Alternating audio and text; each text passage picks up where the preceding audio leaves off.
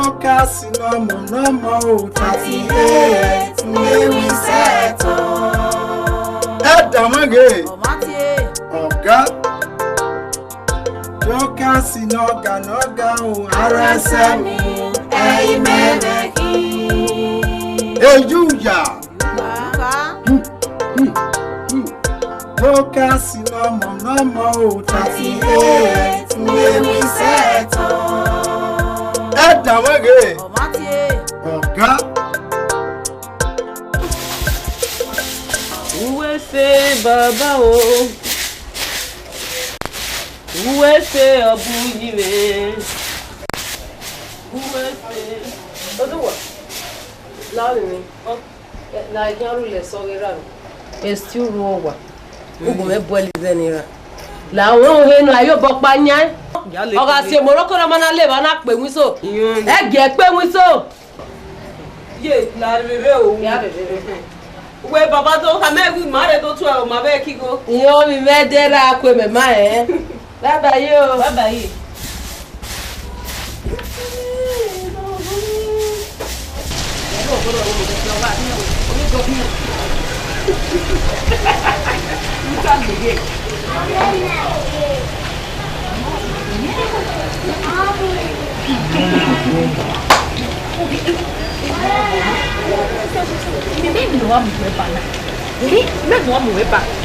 Let me tell you something. I've been guessing the dollar. On I mean, you have to cast no matter. They do it every day. It's on me. No one did measure. Era nem alguém Maria que me Maria na é. O que bem o guia. É bicho rono de osso no yaco o querendo do yafine. Okay yo. Esta le ona make na ya o la re o. Tu we me we teru gwen. Ana ku we class ya. We gbe jamia. Forget that man. Erani, oh, we get the movie. When is there? Okay, you so what? So funny who will our call. You met some Vedona, eh? I need girl by Vedona. No, I was up. Oh, we racket. Error. What does it? If I go, yes, I went to what I will. Yeah, my work, Timothy, what back. Come here. We won't see messy, soon.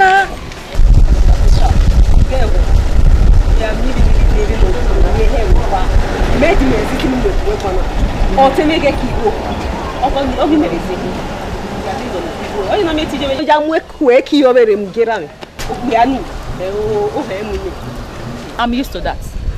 Only me, talk with me, Bill. Yeah, I'll get away. A part one, part one, one here. Part two. Era we ain't again, a bag of moko back. Oh, where would that way? You get bow or moko in it. Oh, ya end up with Konopia. I won't be a family or walk here way out there. Oh, we ain't setting one zaga. Irami must have given me. Again, Riminari Suja. Irami was a very nice man. Let's go there, let's go. What go me here? What go me? What go me? Oduwa. Hey, vie. Ita merane. Era we are going next week. No ya ero. Next week say no me so ma late ne ni jam ma late ne. Era no uwe no ayo bokpanya. Na ogare ya e ko gbo e no ni. Me no wa di memory de ti me go. Imi ari enu ene. Kwalo ngo ya gbegbo ni ma se de kan ne. Era no wo si go na bifade. Abifade mi ropa. Abifade o ti spell ni e. Wa ki go na bifade. Me no e be wa si go me. Abiera mo bi le din yo bi le ta ma mi ngun pa yin gwana re. Oduwa, je me ba go me wa. Din yo bi o. O so ja ira gbo ma ewu ogare la ogun me no e. Ugwe baba, wo bi e me a o ma bi o bi e me. Gume no. La ogun ni oni se. Rodi le ko we gana ro bi o. Gume gwa. Wo ma ri go me o gwa mi no su ni. Ona o. O ja me ke o bi ayoko. Iya ke na mi go yi. Iya ebe. So pa o so ja e ma gbodo lori ome. Jokasi me o. Esoja so wa. O ma di o mo ba.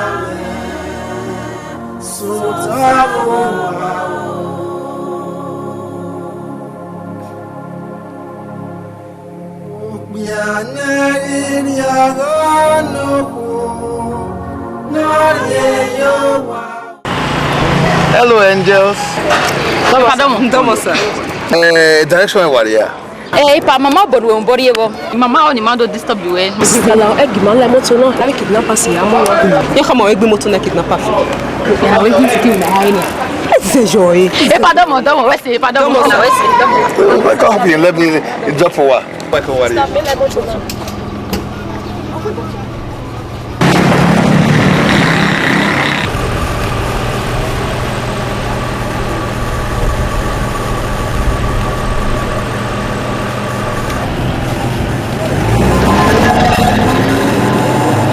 Wakoyo.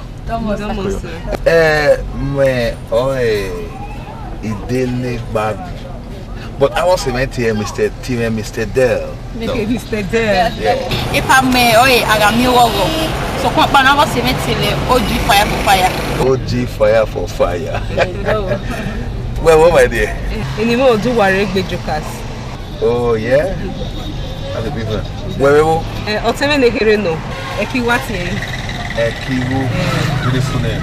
You know, it's very nice here. Why Hannah, you know. Akoi. Onami. That's a beautiful name. School where you go at Dweki, yes, a school my you in my hand better in Mayala University. Oh, that's jam, yes, eh? Yeah. Oh, that's very good. That's very good. You know, man, US may you know, it may worry you for holidays. Okay.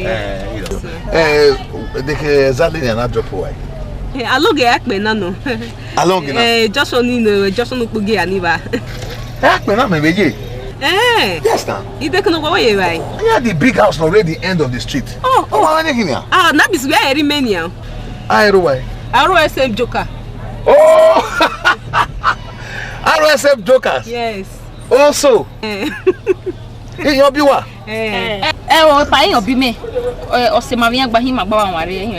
Oh, really? Yeah. Oh, that's good. That's good. Everyone here, action man. That case, what up for one here? Where's this? Sala wa gature mana ne baba mu ma. Pala mu matore mana. La matore mana. Where's this? Boss, one was what? Man mu matore ba woman.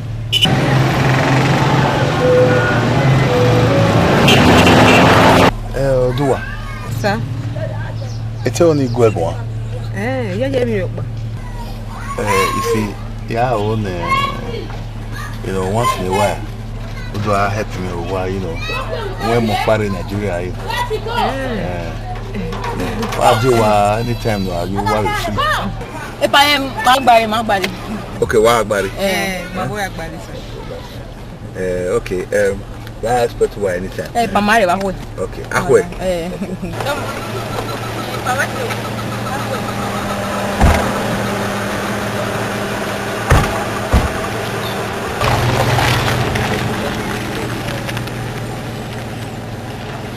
No konomu.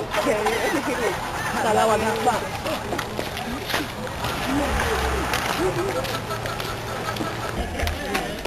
Oh, na ni.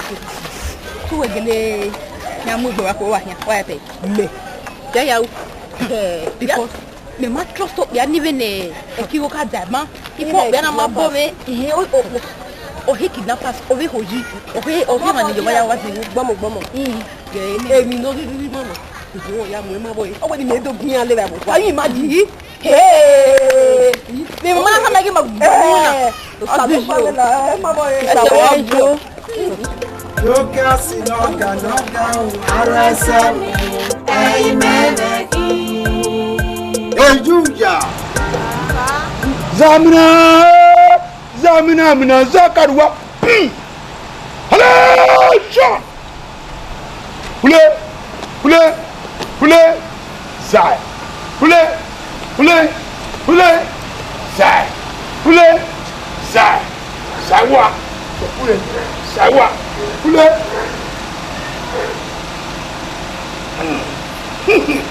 RSF Joker. On the 30th battalion in Newi settle. Hallelujah. Hule.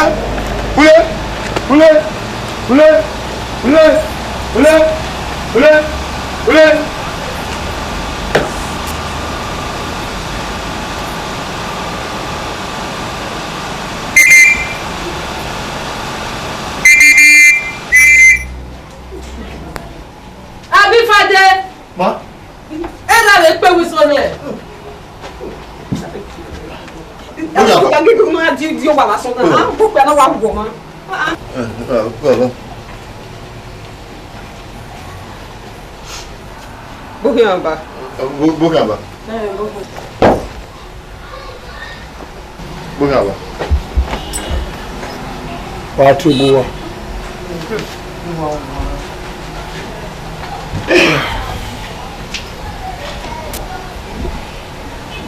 Iyo duwa.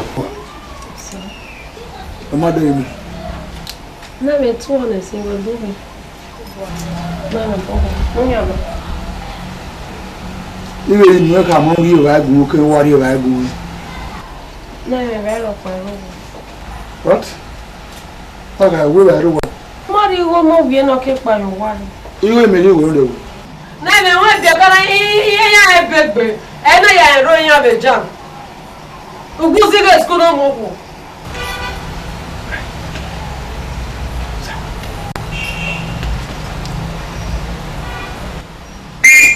Emi ya be pe we so ya. You lie. You want to die. Emi la. Do one wa me dead body wo wanania. Evaporate and condense my food here immediately now. Emi la, e ba ro wa. Abi fade. Sir. E chauffeur ni tele yero wa. O wari kino jama yi bokan. Awon you Enya wari. good. Wari ezeki. We are 6 feet. Baba ni se na. Na ku me ko pe mo na. Wala wa so na do ahara so ma yan. Good. RSF jokers of the 38th Battalion Brigade in Navy Sector. Nobody dared me. Attention! Emi ya pe we so ya. Abi Fadin, Sir. in the USA, Yeah. Russian, Yeah. you know Tansi.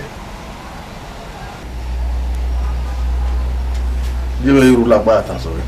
Good. So he didn't have him on shot in to his surgery, but here he plays you. La wo la. Everybody, everybody,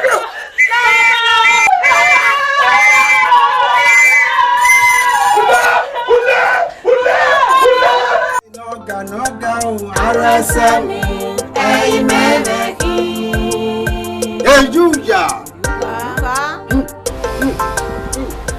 Dame dom. Oya. Mo na. Yo. Dame tí o ní mo gba gbon seve. Go. To ko paro. Oya go kan ta yin go. De kata mo yin yin go. We last month yin go ni me pension last month. Mo ri ya lo e.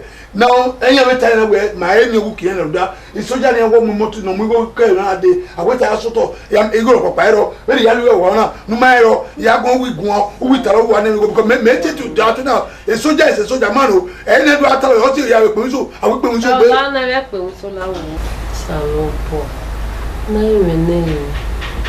Bọ́nà mi ìyàwó ni màá gbọ́n zẹ́wọ́ dùn wá mi. Ó wà mú ẹzọ́ kó dá o. Ó má mú ẹzọ́ kó dá o pè mí so. Ẹ̀gẹ̀ yá yà jẹ́ gbèjò lọ. Ẹ̀wẹ̀ làwọn. Ẹ̀wẹ̀ ni ó ní tàmà o. Wọ́n sì wọ́n náà ló ziwó ni mi ní wọ́. Àbí fàjọpọ̀ ziwó náà. A ní mi kò ìfàníyàn ẹ̀ bẹ́ láwọn náà rẹ̀. Ẹ̀wẹ̀ ni tàmà o. You see, on a camera one. I didn't like muso now. When you say muso e pe. Like me so la. Me ma ka tam we emi ko nu ro ma kan me. Wu wa wo bi elian me. Do ko we bi elian. Ibe ko me gba oro mi ko. Eya. E do azi we ma ye soja me kian. E soja man is always a soja man. Ti mari eyan awe bari man. We force people am me for what now? Me do ri me do aziro no moko o do ya akoko da fun kekere da fun e ni da fun we ko fipo iye da fun we ko fipo me no bi o me do sige over my dead body. We don't do that in the military. We don't try it. La wo wo. Ege no deni hin. No million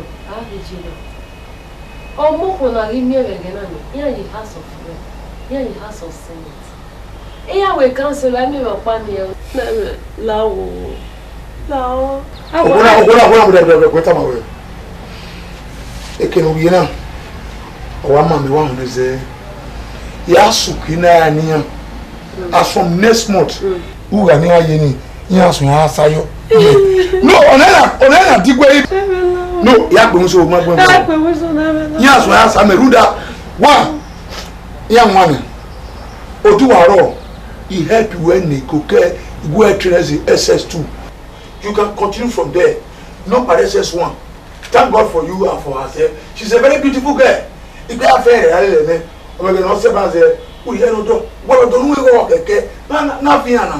so that marriage one am here. And you know it's go mogwa. You know say my body force go kunwe. If you agba already. They go give me here look at it. Listen, the time already. No.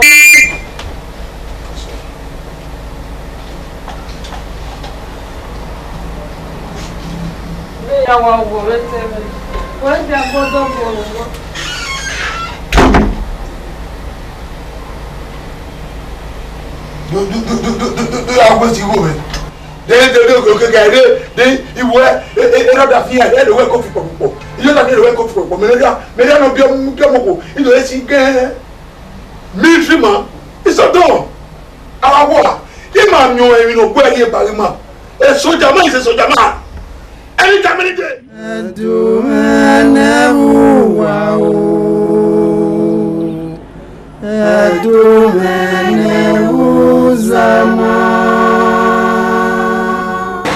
La buena no es más puro.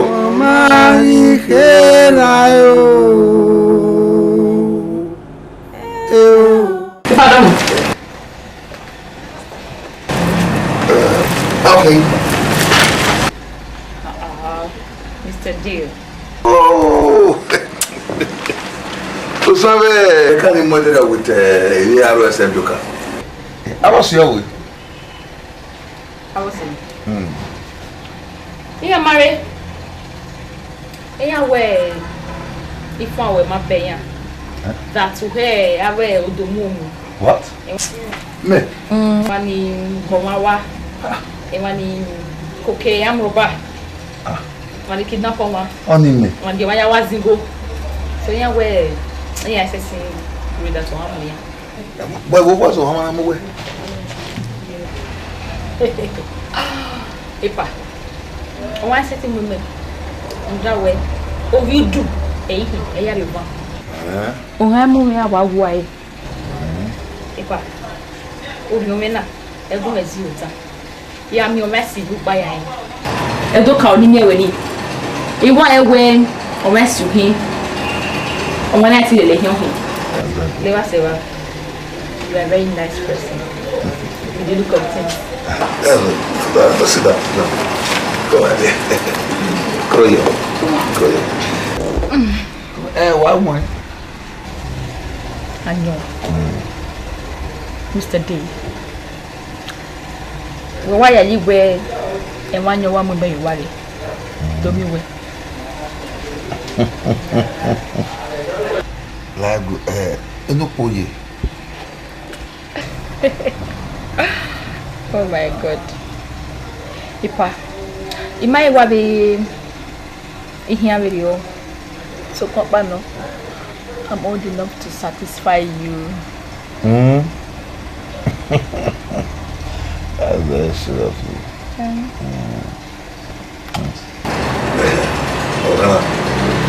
Yeah, you want to know how you go in.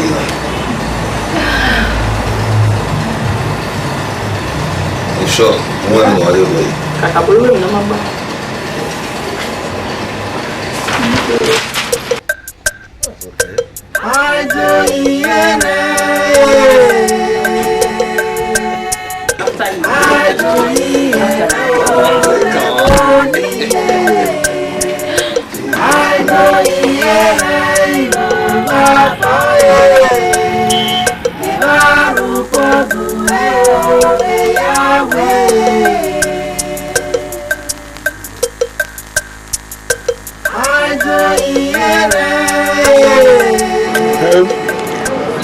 Isokunwe.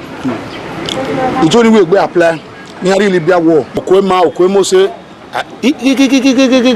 ọ̀nà ọ̀bí ọ̀sà sójú n'okwu náà wọ́n mọ̀ pé adéogun lè má kọ́kẹ́ náà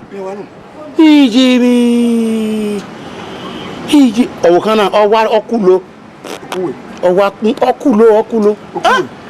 òsàlẹ̀ bọ́ pẹ̀lọ́gbé nínú ìwẹ̀wẹ̀ kú yẹn ẹ̀ ọ̀nà ló fin náà wọ́n yóò fin náà ọ̀wọ̀ mọ̀ pé adé ò tẹ́ni ìpọ̀n ó sábà ẹ̀sìn náà ó mẹ́ èmùnà fẹ́mi ni ọ̀gá ìyàwó akín we are also women here even wa via oyebe ya wade be anyamo o we me ni na ko package o we are webo no ya gi abe wegun o wa fian ro wa ye gbewo o wa fun hafuri menoga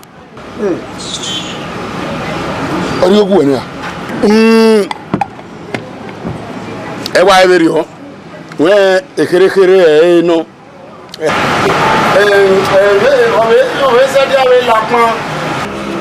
ẹ wá ẹ fúlọ́ wẹ̀rẹ̀ ọ́ wọ́n ní díẹ̀ máa wọ ẹ yóò wọ́n rí èkó rí ẹ̀fọ́ ni. òwì máa ẹ wá lọ ẹ̀fọ́ wẹ̀rẹ̀ ọ́ wọ́n ẹ̀ òwì mẹ́ ọ wá rí ìwọ́rẹ̀ ẹ bò náà yín náà ẹ̀fọ́ náà wáyà ga ẹ̀ ẹ̀ rí ọ̀nà ní yín rí ọ̀nà ní náwó ní wá rí ẹni yín èyí wá rí ẹni jẹ́ ni náà ìkẹ́ iná ẹ̀kọ́ ya manage school fees ẹ̀ rí ẹ wá ẹ wẹ̀rẹ̀ ọ́. Stop it! Don't wait for your mind. Yeah. RSM Jokers of the 38th Battalion Brigade in the sector. I wait for your mind. Oh, man. Man, you boni belewoko. Yeah. I can't go to Chuku Marewa. Is that if you're going to shoot the way you want to try me? Will you stop it? Anyway. Meye uwe me ti package orí mi ari ewepo no ya akodo fi eregun me RSL Jokers of the 38th battalion. Yes, meno ino we settle meno me uwe fila kan gbe were o uwe asori me e na gun egba were o omi megbe ni pa mi si kage be webo no je ne kwere bẹ́ẹ̀ ni mọ̀nà kú kótó rẹ̀ yà ká rẹ̀ wẹ́ máa gbá yà ká tú mẹ́mẹ́ good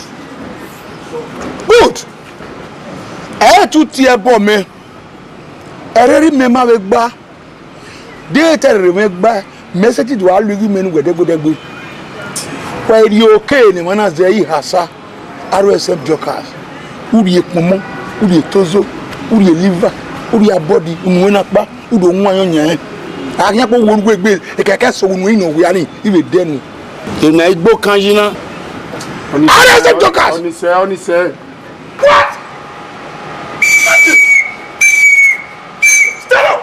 stand up I said stand up this yame evaporate and sit down hey ko averi ho hey ko averi ho Madam Oloye! Evaporate and condense here now. What's your jayasi wepe? Our good in here.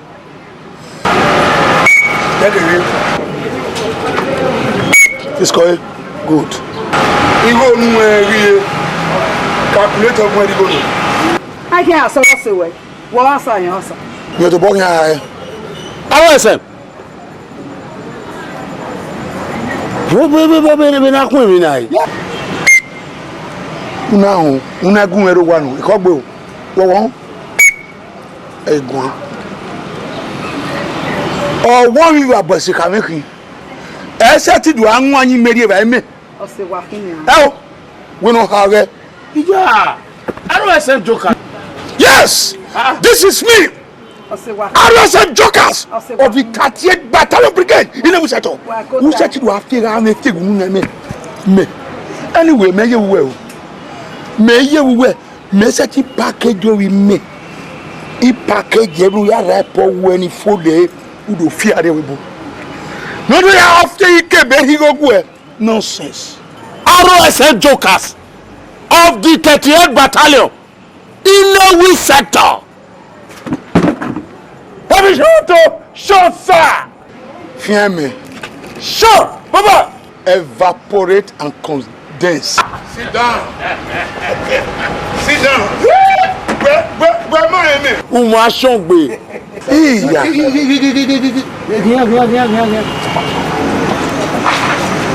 Come on, what you are. Hey, my friend, come back.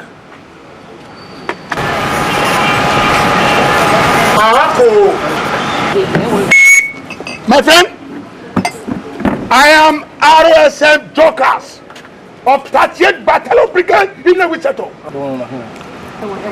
Will you evaporate and condense away from here? My friend, will you move RSM Jokers? I'm going to go. So what? I said condense and evaporate. RSM. Sit down. What is it?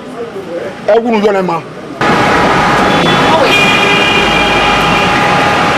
Ọ̀nà wẹ̀yọ́ láti ìwé wọ́n ẹ̀ sọ̀rọ̀ ìgbé rẹ̀ ó lè lọ gbé àgbègbè rẹ̀ lẹ́yìn lè gbé wọ́n àrí rẹ̀ padà ẹ̀jẹ̀ wá fi ẹgbẹ́ yà ó ní ìwà mọ ọ̀rọ̀ ẹ̀ wá kí ẹ.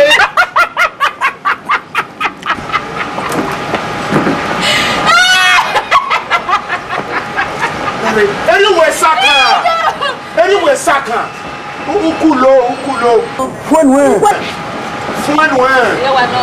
Pípa lára o, wúwo ọmọ, wọ́n ẹ̀ mọ̀ wá, àbítọ́ fún òwúwà tọ́tọ́ sí yìí, tó wúwà hà wá, wọ́n ẹ̀ mọ̀ wá. Ẹ̀ ẹ́ mẹ́nu wà lórí ẹ̀ ẹ̀ mẹ́nu lórí ẹ̀. Ẹ̀ ẹ́ kìlọ̀ lọ́dún ajé àmẹ́wò yàrá ẹ̀ wẹ́ẹ̀ wọ̀ náà. Nítorí ẹ̀ mi ìgbẹ́ni wà bẹ́ẹ̀ torí ẹ̀ ní ẹ̀. Tàdé, ọ̀nà ọ̀gbọ̀ wẹ̀, wọ́n náà pé ẹ̀rẹ́ wùsọ mẹ́mẹ́nu yẹ̀ ha. Mother said they better me nepa. Allah where they better one. I don't like it. Kai. I don't say. Sit down. After me. Sit down. Oh, no. Erama training say. Iga pemuso wa me. Eya fe me. Oni wo kugbe e wa wa. Owa ri alo. Meta mawe. Who fe ko wa ri owa ni a. Who ya gba owo we ni no mu e ko no guavio. No be bastard you wa. Ejo le gbe pe wi so na dane e wi so gure de pe dane wa pe ni family odo to mo no be bastard my va my old soldiers de nu ka boy o wi no rowe bo ne kwere no giado lagun me ore no keko ayo wa what no ri no ri ama bo o we lare yapa sabe o soja na ni ka ha okuwe Mudia ena guyi okuwe you understand me that no I say you understand uza ogbe like we banya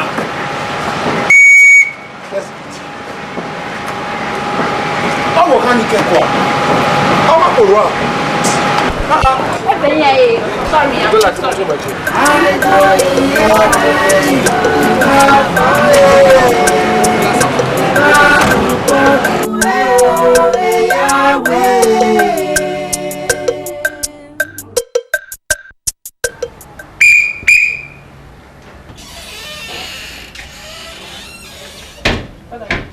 Salame. Okay.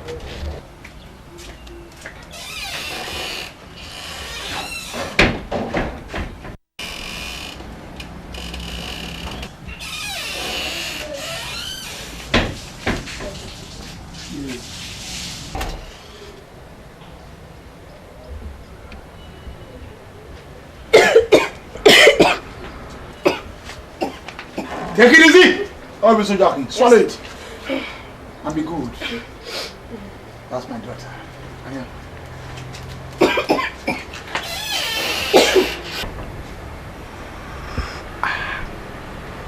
Mana ma we gbese. O go na mi we na yi. Ka ma de do.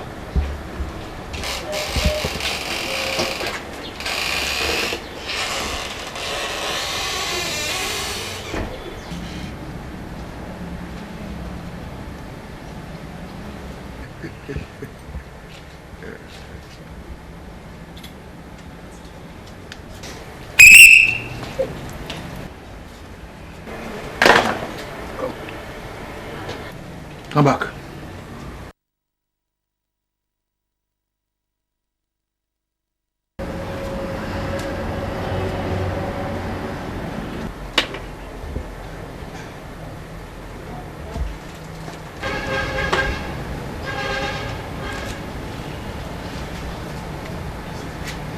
Odua. How are you? Ima be ogogo imariyo yi. Awo wariyo. Egena.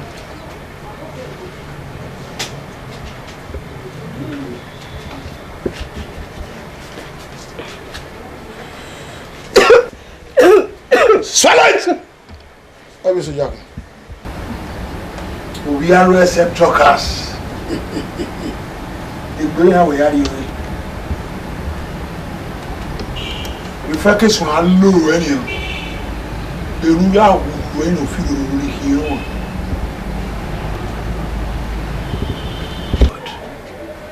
Man who ban we feel it down. F9. Man who ban we well. Eh? Odua. Spare me your name.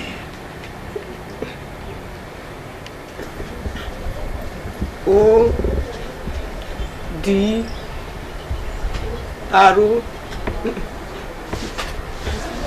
O D U R E G B E Oduwaregbe.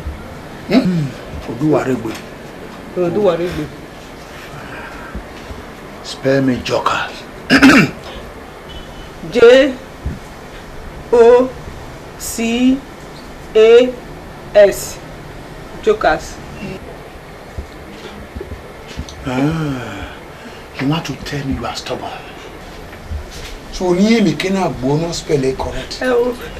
Then spell it from behind. Spell it from behind. Papa, go take spell it. You spell it from behind. Go take spell it. Spell it. C O C O C. Yeah, maybe this spell it from behind. Who can do one? My bedroom. We are here Koboko River. Who are here Palo? We are calling you here. Eso. We are so you now. All right, 24. Then you are in your man. Okay, 48. Okay, but I'm going to give you 12. Attention! Ule, Zaherio. Okay. Ule, Za. Yeah! That's why why start again? Ule, Za. Ule, Za. Down! Forward march!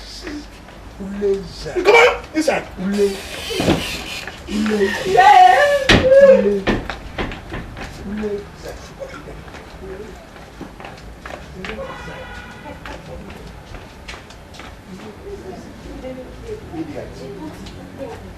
Are you some jokers? What be you are?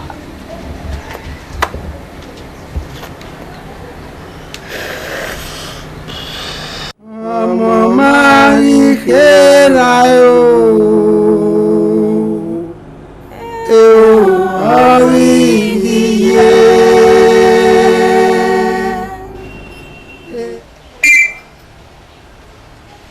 Abifade Sir.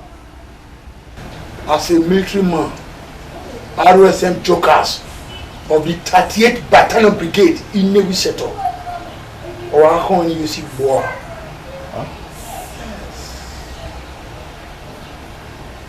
Omakyo wime omwe kuwe niwe. What is wrong with you? Do you know where a military man be? RSM jokers of the 38th Battalion Brigade in Navy Sector. Where you be? You are failed again. Igba ewe gbogbo ena. F9. Why repeat it why Igba? Ereri UN no kwe. Ewiamu. Ereri UN funfunye. They ereri mewe mu. RSM jokers. First you know. Who was surprised, man? Who was surprised? Wow. Mbakata mwewe. Ereri men na akibi. Even the me only here basic. We may understand. Me wa mojita. Ah me go no yin kaka. Ama we me shut up. Gboli ko kwa kata ma we. Na kai madam ma we. F9. Really me ati be. You shut up my mouth. Attention. Artists. Then relax. Sit down. Ya go tama we. E je ko mu we. Who said you are me? Did you go to school? I don't say jokers. Okay, I retire. Feed my child. Who enter my way? I'm not retiring. We knew. I got swing me. I don't say jokers. Esoja Nemwenokun. Now I'm speaking on road. Why are you telling me? We were 50 in number. And I got 50 in winner. Before you know it, a 50 he block any. He give him a how now. Kapu. Up by here law is not go talk. Kapu. You not buy for whether you like it or not. Who will get tea Benin? Yeah, you stubborn boy. You break it well when you will pay you, he cover up. You read? Mere na afi pivin na ya odi pivin okuta afi e video doge is already must to school e no baba go yebu no aye sekwa Obo you da sage me woni mi anje bi na kopeji akobe obito lambo olita obito commando me be jina na baba mi wa practice you to obito terminator mi ala me wa esuwe na baba apesike gbe ake ode iya ka we obito terminator we wala go they not digital. Shut up your mouth! Like mother, like son. Attention! Attention! Hula zai.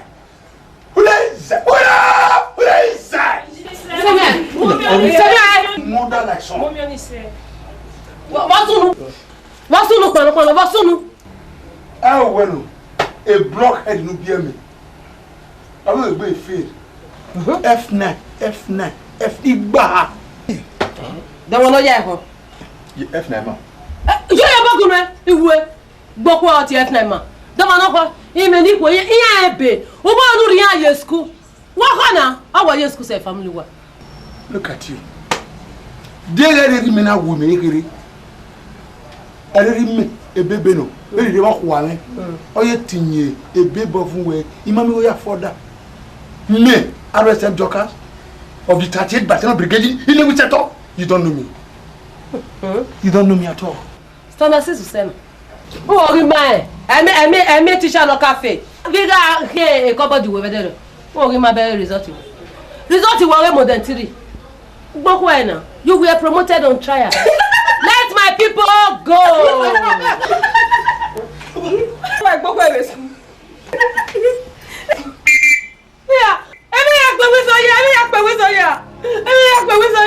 So you want to disgrace me for your children? According to your height. Everybody according to your height.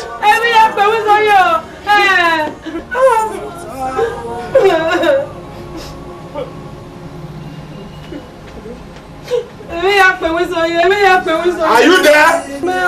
Yes, sir. Are you there? Yes, sir.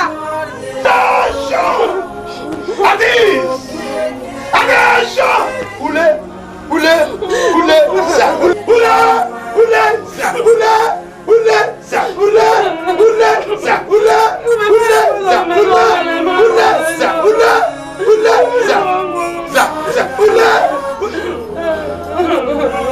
Everybody evaporate and condense to your room. What do? Nobody. Oh, RSM Joker. Yeah, Yoko. Liberia war. Yeah. Sweeney.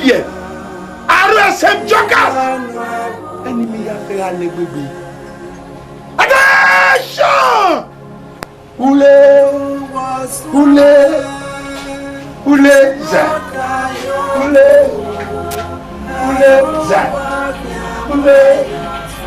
Ule za. Ule za.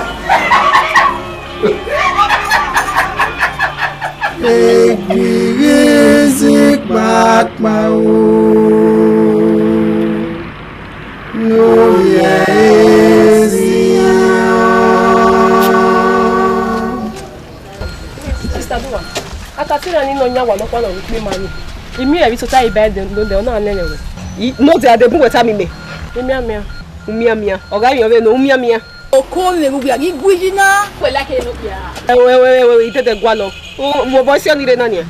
Wetin me like e di o mani bi aya o. No na say wait le we. Because na you man like have a big ya ni human le. We la re o. Ayi we no ya mi ge de we bo no na fi moto bu ga. Abi ye. Esther. Ija ye to mo. Ruda. Imoto uga no me ogbera egbe. I mean one of legitimate business oga si we imoto we. Me ma say cause we abi moto papa no ye gbaka. We me ni eri we wo do ni na. Akata for one night. Ge. Gina hagore de. La ya wa gbera ja se jo e.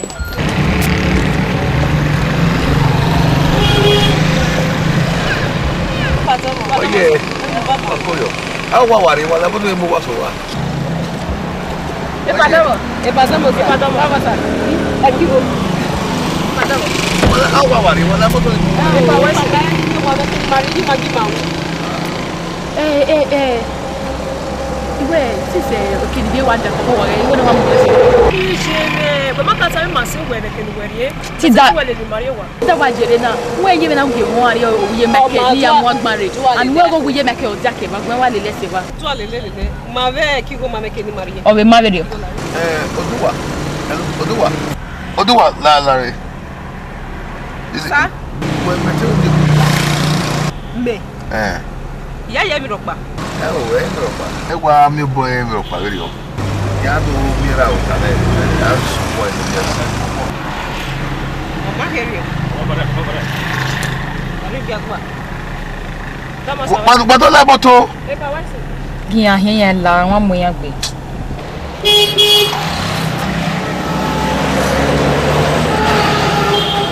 Ewe na ya oyu.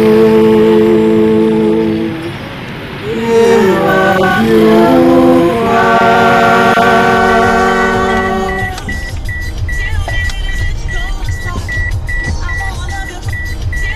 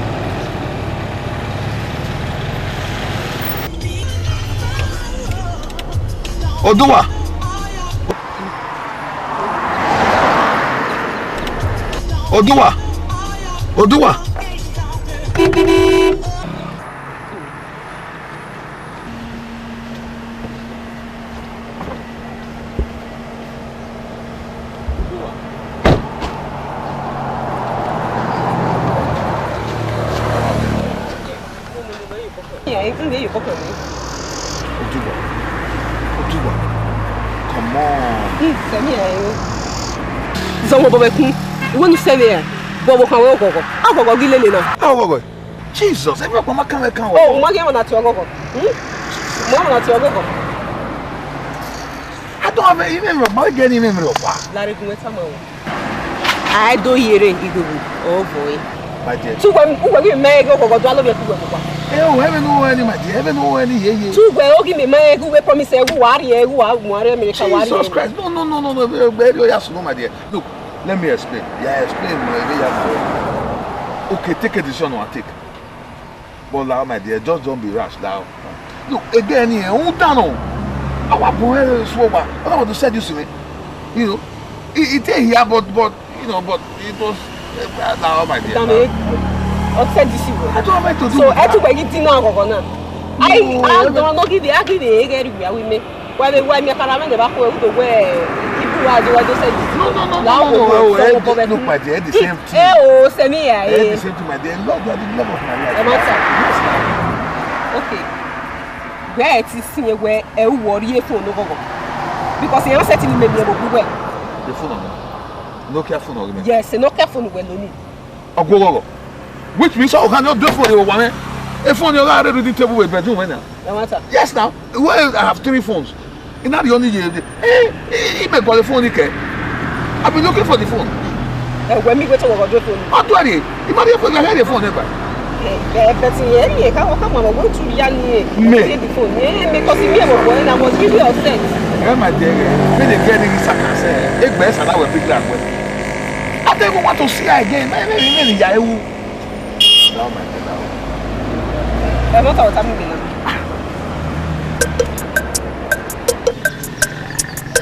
I do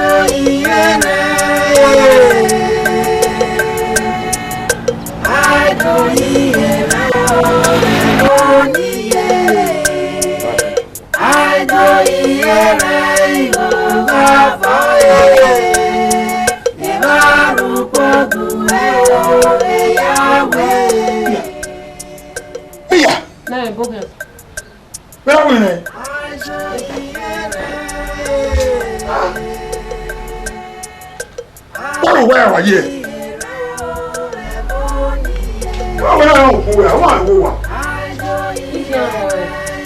My program, you only watch it. Oh, yeah, when you talk about there's so much. Do me anything. Don't say me not to have a woman. All I can go away. Now, here you go. No sense. Now, can I? Evaporate a container in the fire. Emi ya pe wi so ya. Ime odo mi aro wa aku. Emi e na ya ge ape wi so, ape wa so, ape wa fun. Ime o. No sense. Oye ya te ba do ko ya fe bo ogbon wa ya. So tabo.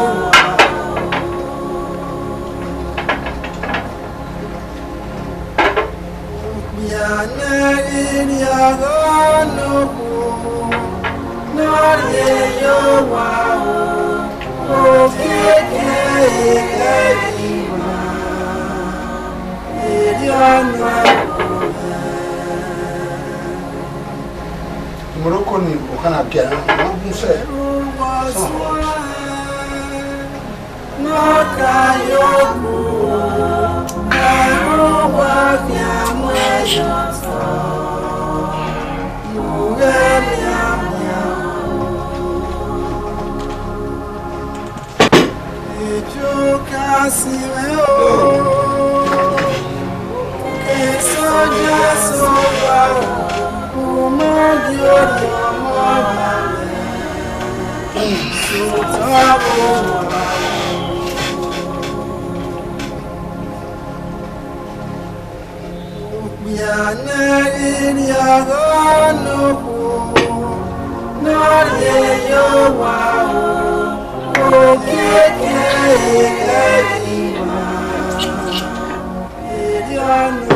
What?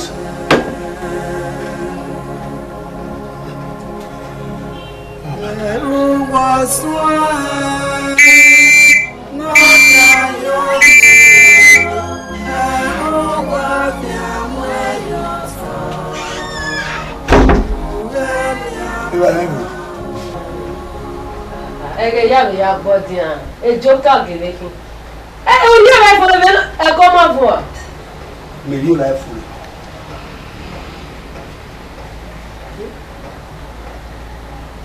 Nani mo ni ba ye ba na e mo ba ye table ke o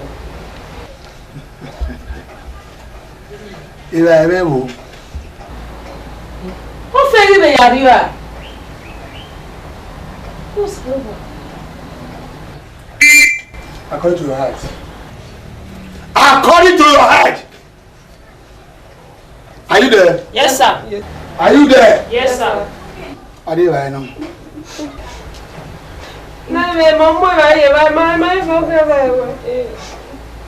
Daddy. You know when the kid go young way I jump in winter blue. Oh, you be too window by no more coming. Daddy, stand attention.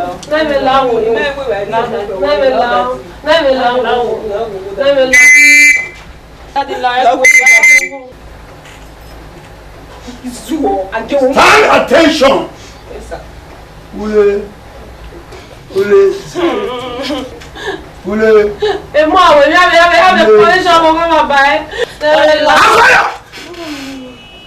I am talking, you are talking. Sorry, sir. RSM talkers. Continue. Ule, sir. Thank you. Sir.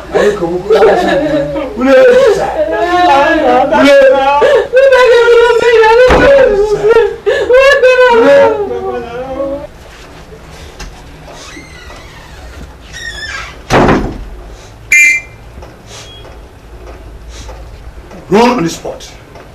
Obama. Run on the spot. Run! Let this come out!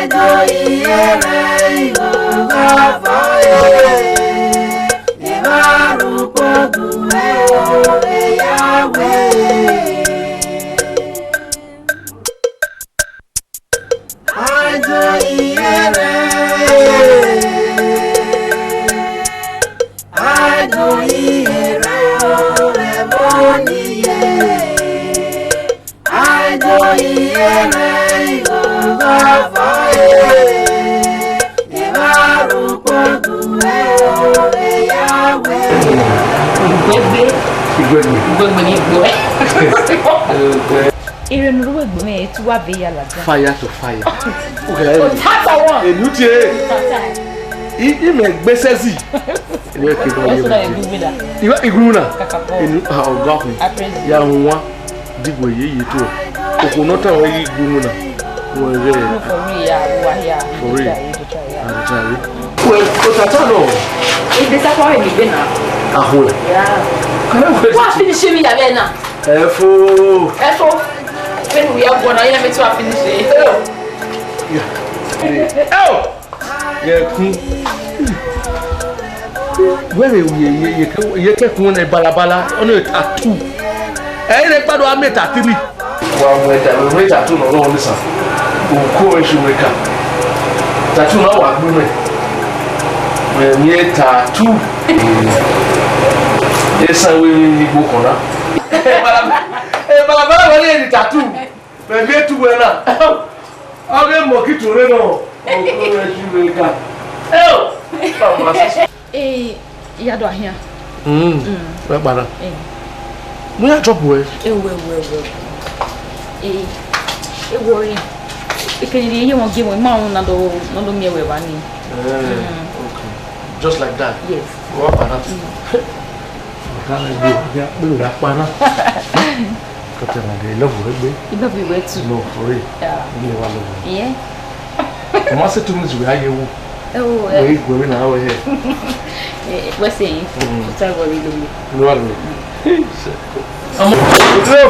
going here. Chill back. Mom, you can well watch me. When nobody give me a ring, I'll pick you up anyway. You know me? Cut to veggie. I'm on it. Bye. Wash it. Oh, what? Yeah. Oh, go. I will tell you that I will catch you, really.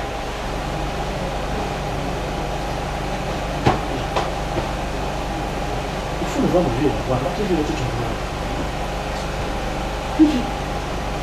If you don't know, I don't know. hell, get up my home, what? That's what I'm doing. That's what I'm doing now. What are you from anyway? Now. Nike boss I make balance.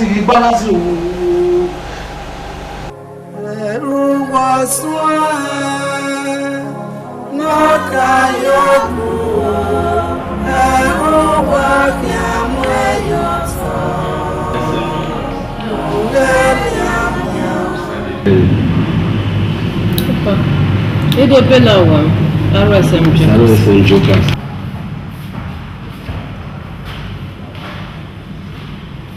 It is free. So keep your winners there. Sir.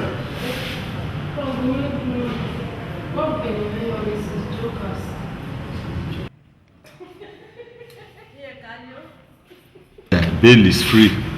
So sign it, Mama. Mrs. Jokers. This is ROS Jokers.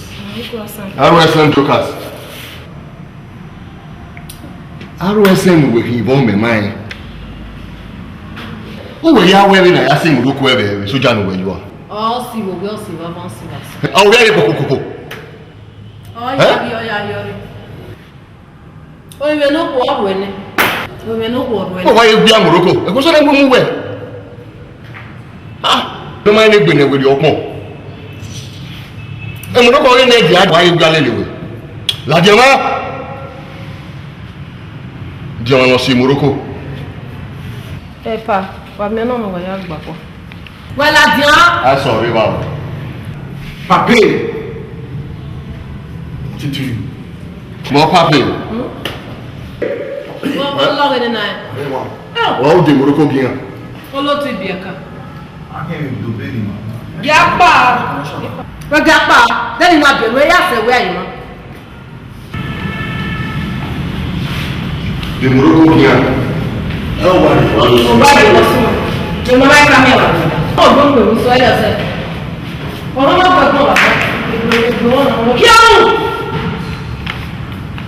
no, Diana, see Morocco.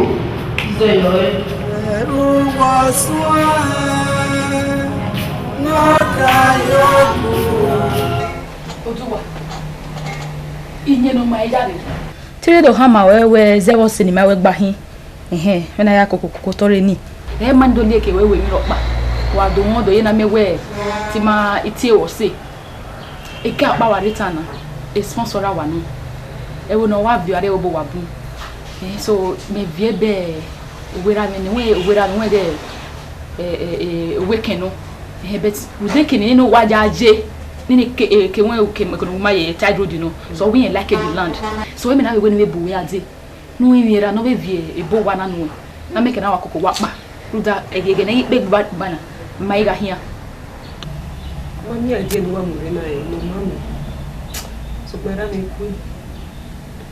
ku yi kai mi o da mi oga ku e ka mi pa ku mi an we ka no ene we bagwan kana o me ra me o so ja kana ko kwa no ebuku he e ku ya wa wa oga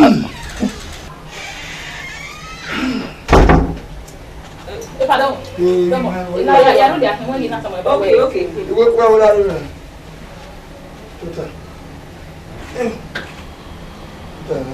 Dom. Come on here. How old are you? 22. Old 22. Oh, very sharp girl. Very, very sharp. Abiogwe, I like you. Papa. One more you. Papa.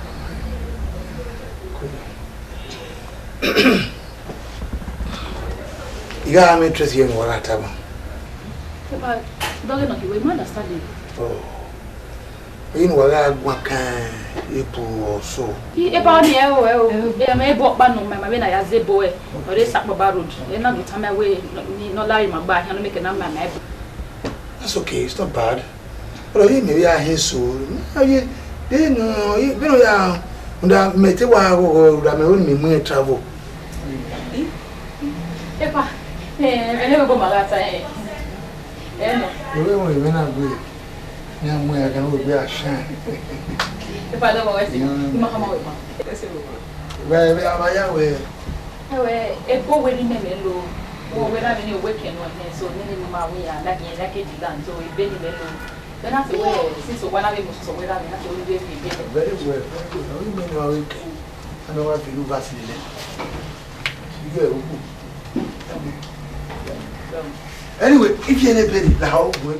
Just that. Hey, also, we never die. Permission to drop my hand. We never die by way. Esoja never die. He live forevermore. Amen. Also, mama. I talk for you. Twale. Yeah. You may make it money, Yana. If that's a man in that way, no.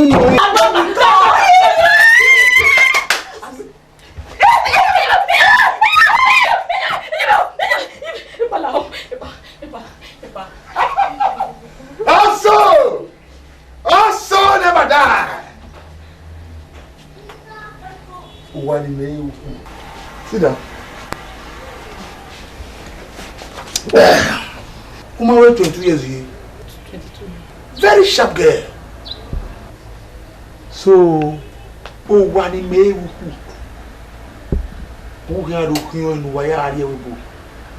for 38 years, Nikiaro as a military maker retired. Burma War, Italy War, Congo War, nothing in the government agreement. Everyone can we see him in the building of War for any of the government. If we retirement in America, has I mean. Right now, I want to teach you a lesson. A lesson you will never forget.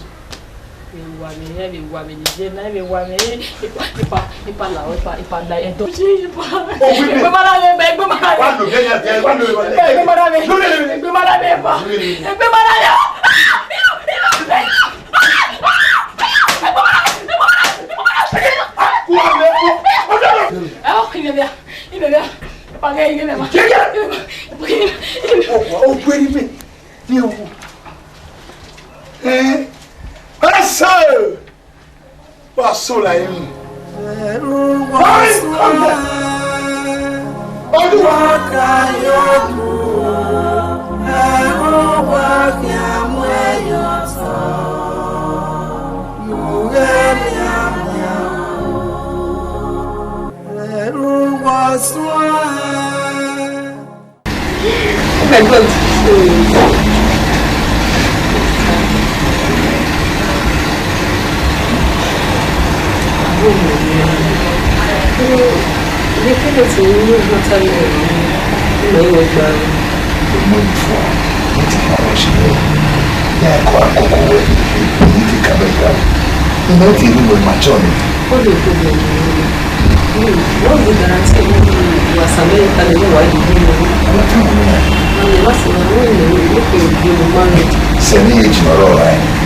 Just the number.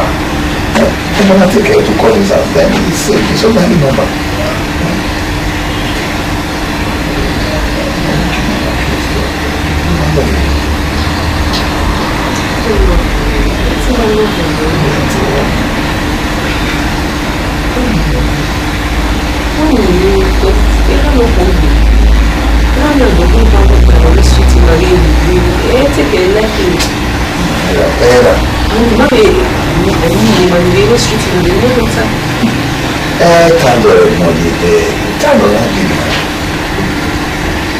No money want to come away, no money you want. I'm sitting here, all I know, well, I'm being what I can't do it for them.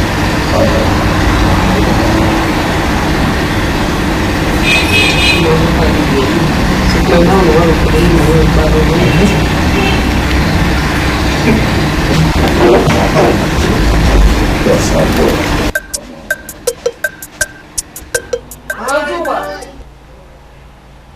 Oduwa.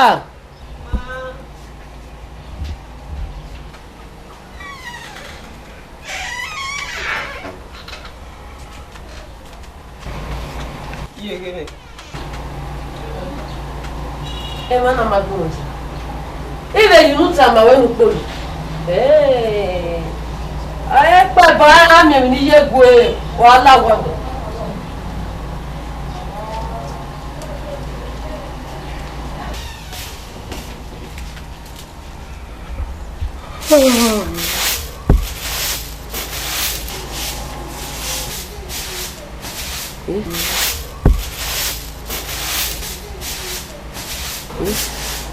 Where go follow you? Oh, well, come here. Good on me.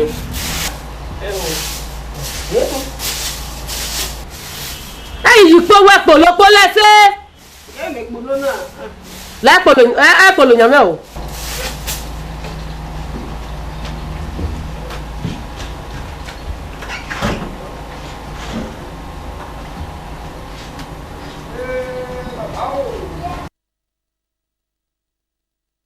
Oduwa. Ma. Nike no we senior. Mommy. O ma lo ton na mo kono. Oduwa ma lo ton na mo kono. Ni gwa ya when you say when we be say. Oduwa ri we ya endo. Oduwa. E kwa mi aya to bi omo na wa mi. Mo to bo e pa no. Ulare. We no wa tun wa obi e. Wo fe no ronda medicine na. Wa le so igbe. Oga le o fe no meme. Wọ́n lé labe small pillows. Wọ́n lé ya. Wọ́n be so igbe. Ami o je me ban. Wọ́n so igbe. Mommy, e o bi o han hin o. Tani ba gunu e ba. O ni e boda no. Jeje. E vina e so be. Gay. We ni ye no we na dia. Gay kuma. Mo na gun e baba pe mu so na na pe mu so na. Gbo pa na gbo mu. Ye do na de kaka. Okay. O ni ke ya. No big.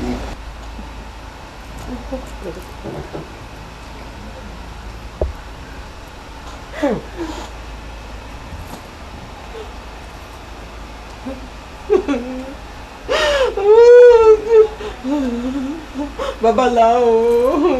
Mommy. Are wa wan Oduwa no. in my house? Daddy lao. Are jokers? Of 38 Battalion Brigade? You know who set up? Who do be a bastard in Moa? Daddy lao. Who are going to rain? E que não se, e que não nave. Who are vinha? Who go there on my corner? Oh, I'm big, look at me going all day. Name, all the water. Oduwa no ta lo we ade. Oduwa mama na makole. You lie! RSM joker? Who me?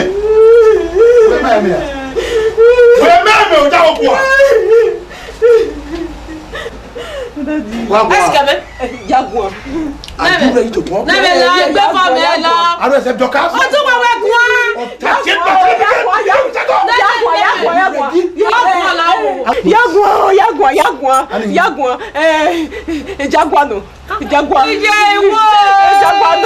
Jaguano. Oduwa. E jagwa me no abi ole gogo. You know, Jaguano. Oduwa ni gba ya, ole gogo. Oji le oji. Mommy lao. E mo be bo a. Mi ajo bo be wa, wi gba po le kona ba. Ipon lo. Everybody evaporate and contain inside your house right now.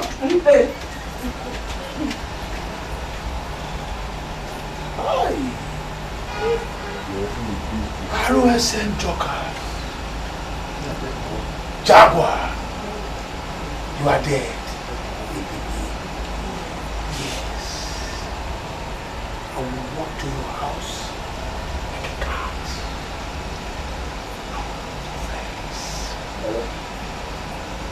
Grab you. Excuse you. Yes! Me! Attention!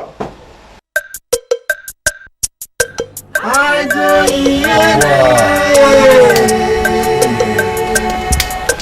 I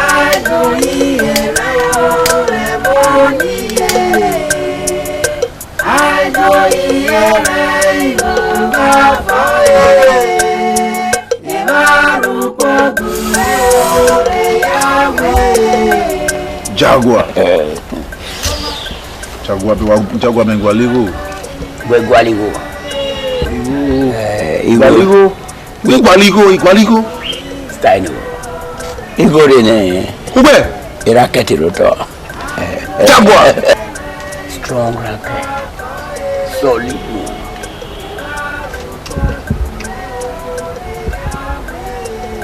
Jaguar. Jaguar. Flow, man. No. Ngopuna Sabato le. Sabato Le. That big office. No Rukboni. Okay. That 2 stories in it. Yeah. The man won't borrow no office in or river. No more bank. This Friday.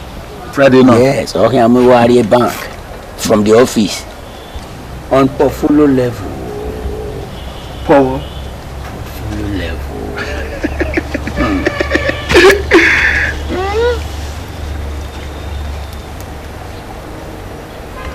Now, the map may draw you to it. Again, okay, about time. So, that period I am moving my area.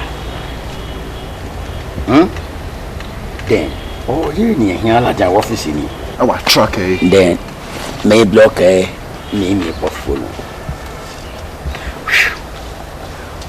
I discharge here why you area waka. Jaguar.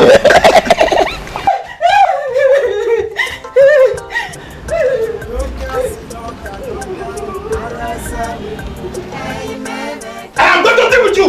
You will know me.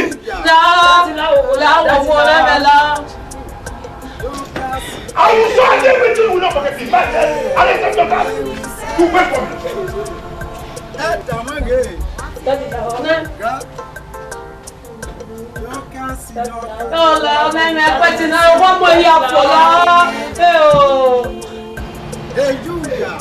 Hey, Echo, that bastard man, that useless man, I will shoot him, I will excuse him, and I will take it back myself.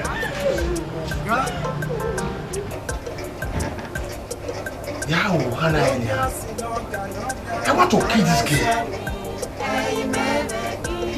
Bastard will win me. No. RSM jokers. I ate it soon.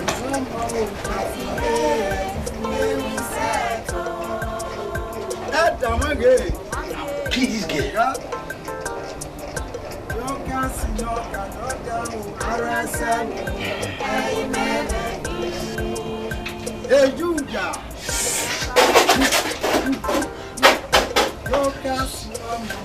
I'm going to kill this girl. I am going to kill you. I don't know if you have killed one. I will plaster your face. I will steal you.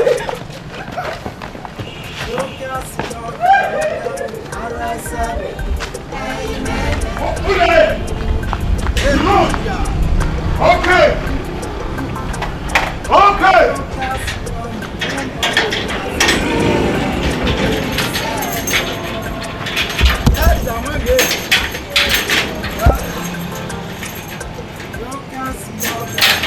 You will never enter this house again. Attention!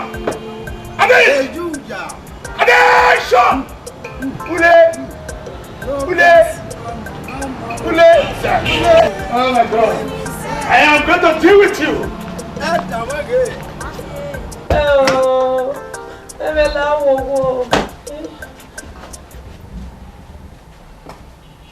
Look, attention, everybody!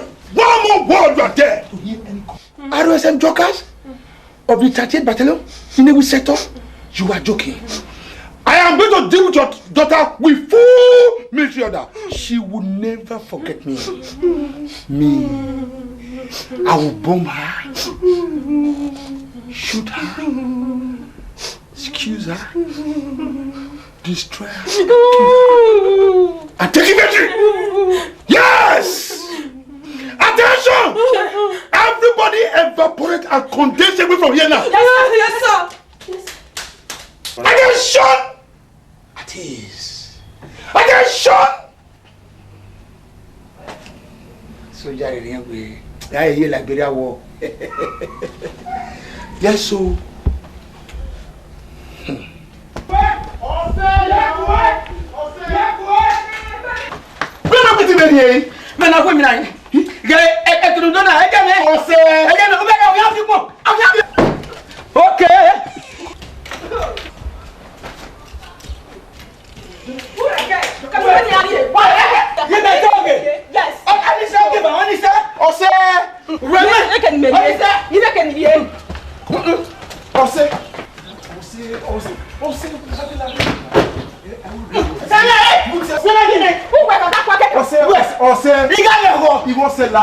Nous donnons le paquet. Nous donnons le paquet.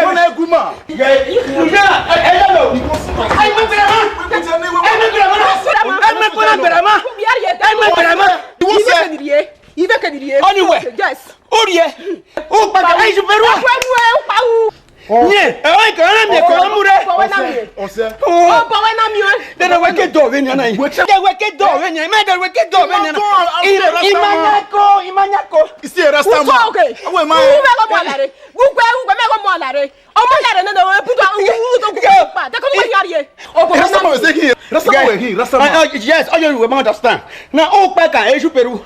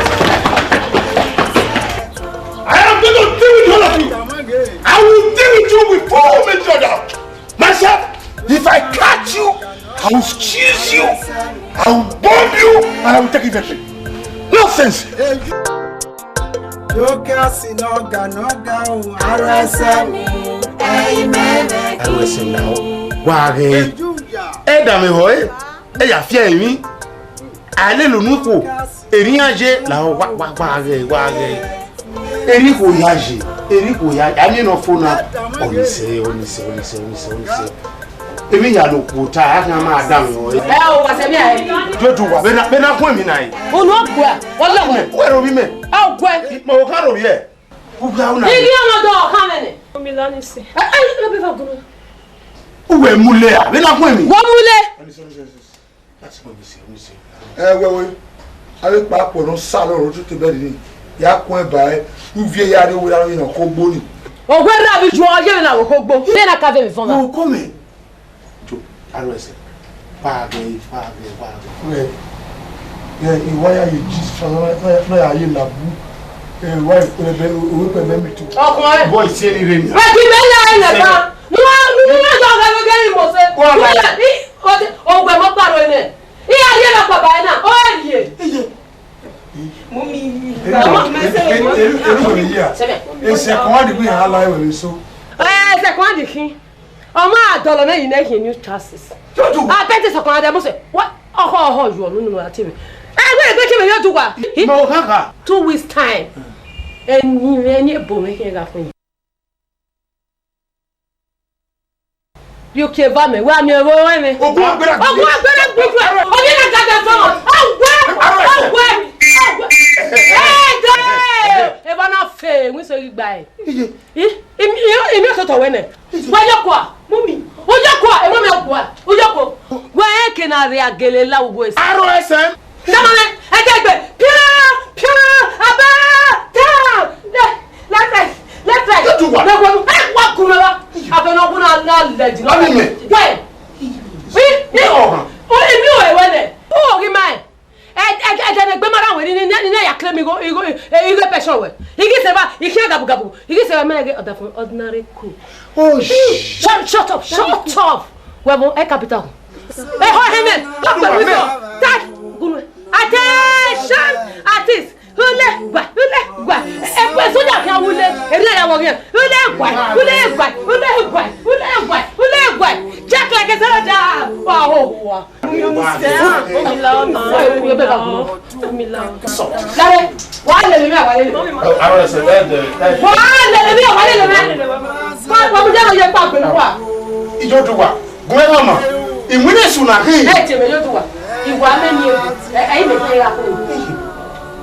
Yo do what? Anana where? Oh, how are you, man? Why le me? Why you? Why le me?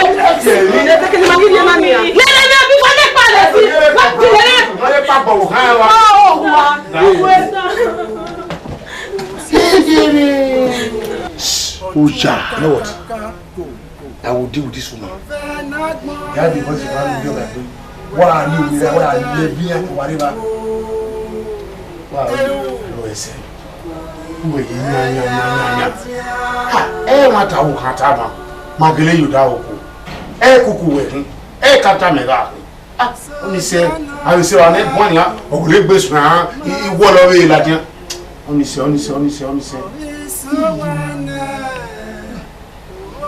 Okuna wa finish man. I would hear the Korea migration. Who gonna get no ya migration? In my guy. A mistake no. What do I say? Who wanna be the grandma for any? I'm not going to all one man. I don't power me. One ya igba ma si. Uni me a good man na je na la se mi gba se mi gba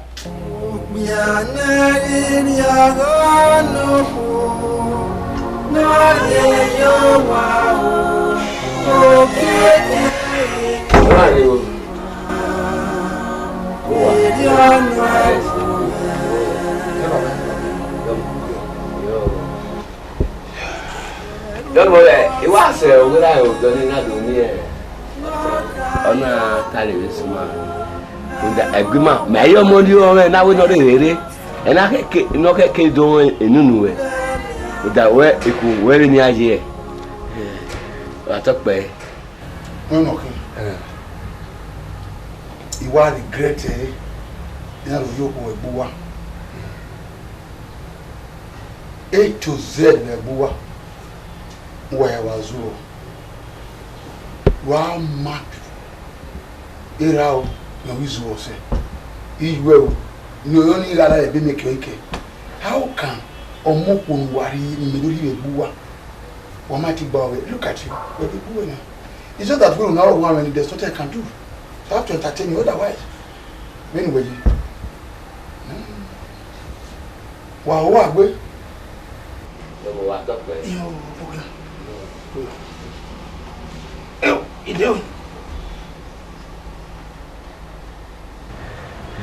Ryan, you can see.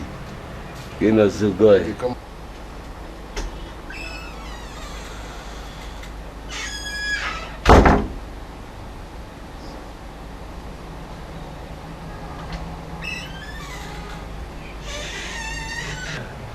Ryan, I want to. It can't be one more. Can't me one. I don't know. Only men are in that way. I'm more worthy.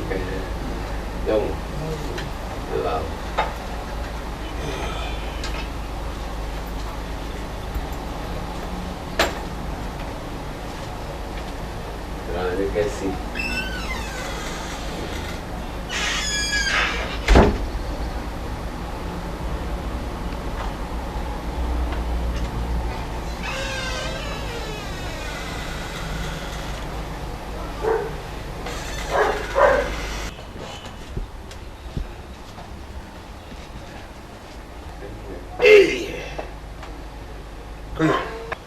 I want to Yakubo.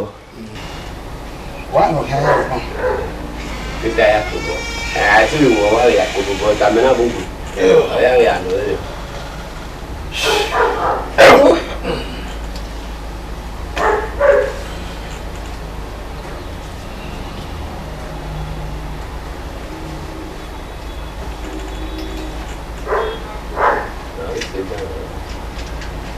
Yeah, no, I see what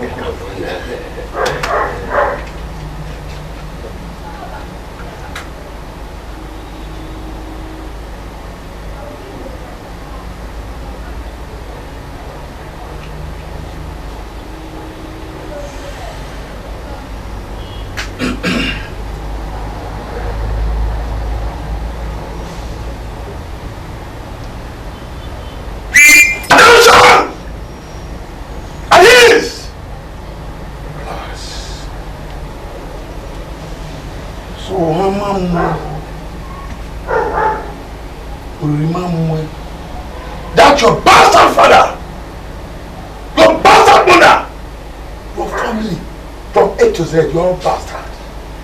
Oh, mama, not you go work out, not you any meter, whether this was not really, not do me. RSM jokers, or be touched battle brigade in a settle. I'm very safe. You are dead.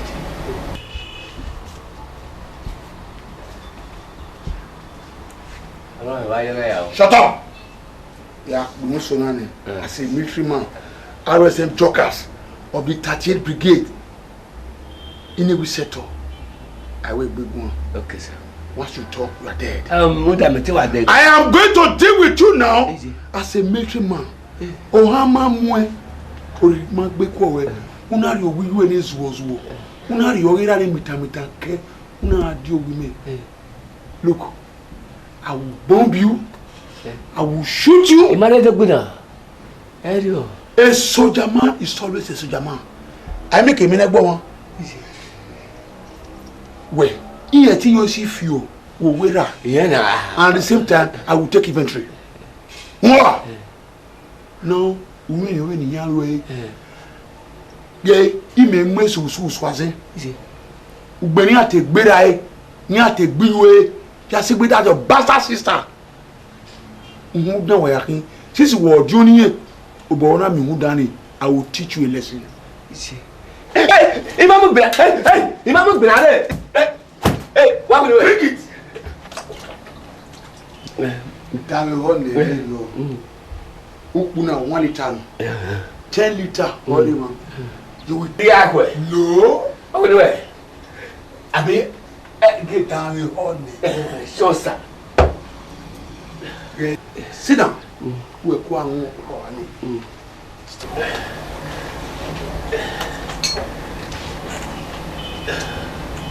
Give on.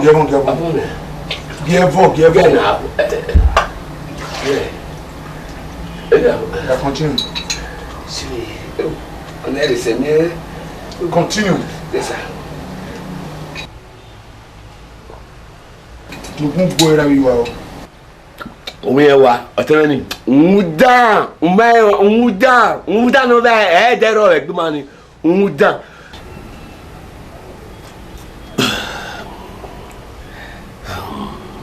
You bloody civilian. Wo wa won na do akore. Ogun ogbo e.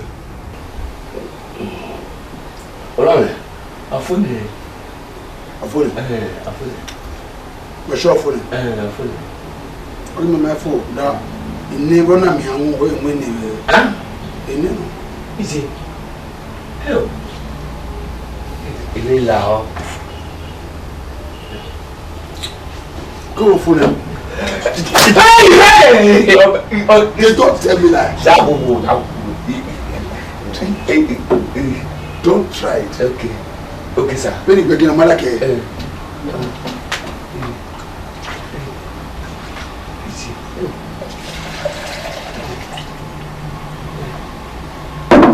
Finish your way after me. Yeah, let time away. You don't joke with me. Finish it.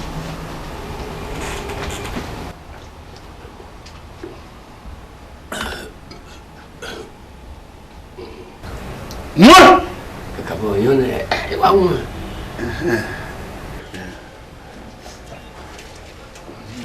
Wọ́n máa gbọ́ ẹ́. Oh, asizolo pa. Eri wa yeri koko wa. Eri wa koko wa me gbo wa me. Idiot. Oh, phone. Ah? Emegero ya fere sa. Uwe ni un. Awo. Emegero ya fere. Ekui. Emegero ya fere. What is going on?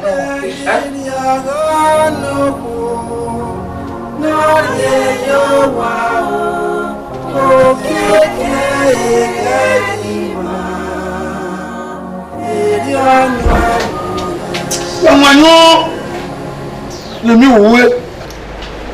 I don't send jokers. Eh, me na nyo je na. Iyo ba e ko. Wa mu Esoja. Eri le ko Esoja.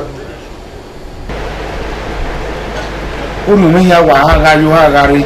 Imere ni ya iwu he. Ni re mana igbe mi ya wa nyo. Obi meni ni package ari ewebu. Ma we.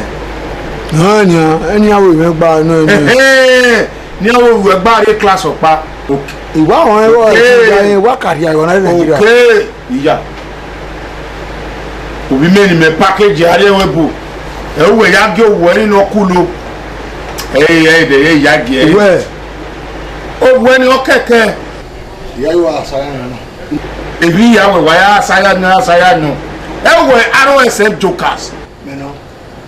38 battalion. No with Madam Oloye. Ya no gima. Okuna ma gima na Ogano. Madam Oloye. What be there? Madam Oloye. Yeah, why do you go gima? Why do your money Oloye? Emi owo. Oye mi yan. We ma mi wo no jo. Oga. Oye ogyo. Me ori yan fi ode. Awa. Oye ogyo. Anyo gba kan Madam Oloye ibi eri le won won lo kan sunu we 2,500 euros the contract o me do fieve na buana imaso imali 2,500 euros wa kai mami. Do you know you are a soldier? You know that, but we are talking like a civilian.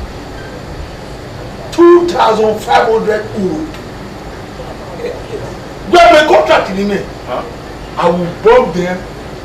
I will destroy them. I will scatter them and take inventory. ROSM jokers. We are not never sa. My way, my way. Where can I hear Gele you osisi? Kuku, the class cook, no papa. E kata meki. Bomb them, enemy them, masha them. 2,500 euros. Kana. Tebeni aya mi o wa temi bomb. He said, we have money in jokers. Ona ni nu ya sign la soja. Boy anyway. Eni meneri me wa yime. O sakpa won. Enyiri me. O sapo no kodin. Eni na idogbu egbe hime. Nime ya agbe ran gberi.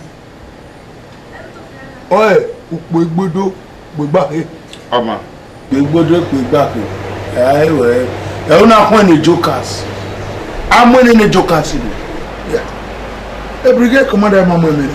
You are when máa ná yá ká ọ̀wọ́n akíyẹ̀yẹ ọ̀nà kẹ̀wọ̀n yìí ọ̀nà mùgbẹ́ ẹ̀ ayá ká. bí máa yà gbé ẹ̀ ẹ̀ tí a court martial rẹ̀ máa pọ́pọ́n sí agadi mẹ́rù àwọn wímọ̀ ọ̀tọ́tà yọ agara gbò ẹ̀ máa yọ ẹ̀yà ẹ̀gbẹ̀rẹ̀ gàdún. Gàkan rẹ̀ yà ó bọ́m ó nénémi ẹ̀ o Osama bin Laden ò kí n kórì gbéra lọ. wọ́n yẹ kí mi máa mú sí ayé gbúná ní orí yọ ẹ̀wọ̀ arẹ́kẹ̀ nìyẹ ó àtẹ̀mọ́ta ẹnu yà fẹ́yẹ́ gbé. wà á fún ọ̀sẹ̀ dán ẹ̀ ó kù wà á fún wọ́n ẹ̀gún wọn bẹ̀sẹ̀ ni wọ́n ẹ̀rẹ́ jókà lè ní dán wọ́n àwọn àṣẹ̀tẹ̀ ẹ̀ ìyá yìí wà àṣàyà ẹ̀ náà. Ebi yawe wa take we e ka we gbode na salobua tare ibi pari woli gbe o igbe 2,500 euros e akara o ma eso won bo do fi we na gun ara ni o du we ye fi tuke imewe no wa ni kian e ba kian ri we e na mo akana mo di contract ni be na ya mi o e ikana idawo Katamaba, I will bomb them. I will squeeze them. I will also make bomb boy. You tell me I am me woman. And if they want to make a wahala, what kind of a bank when it done? La. I'm going to do it.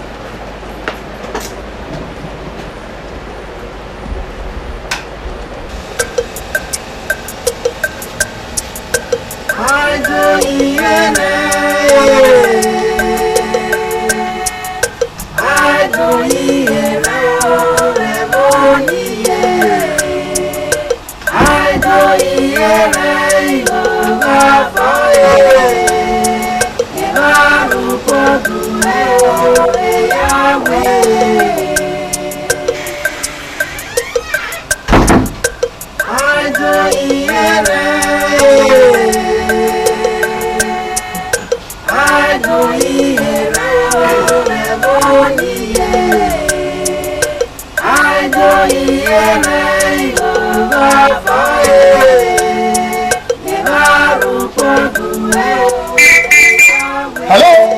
Come back.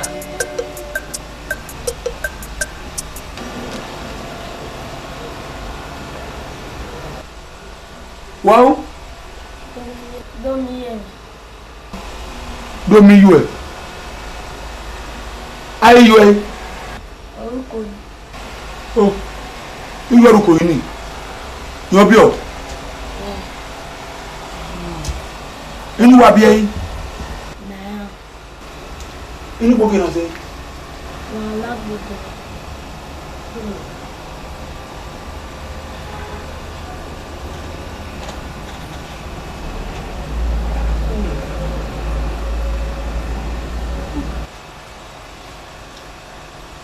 Era o.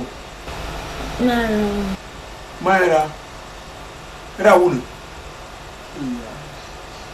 Mo gbéra. Ma no gbéra. So pe mo gbéru we. Nu ere gbe o da opo. Ma ri bopa mi gbo. Igbo megbele. Ere na ri po ina ri newi seto. 30th Battalion Brigade in newi seto. Hey mo gbéra. We na do ari e ba me na. Huh?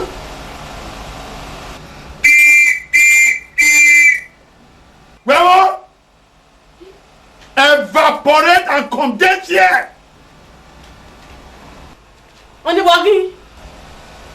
So we're bien. We might be. Igba we bien. Oh, I like Bodogi Mama. I like Bodogi Manona. Mawe. Oh, we're not kicking a ring. I like Bodogi Mano. I like Bodogi. Na le wa yi we. Jana ayi ma eju. La o. Ime yi we na wa o we. La wa mo ba mi ari o wa. Wala wo se ti do ayi go me ya ko ke mo nu bi eyo e. O kan ni ade moto gbera o umae de to awo kwera o do gbera o umae de accident o mi umae iwaru akoko bi e ri o la o ime la o ya mu wa eme yo moto o bi me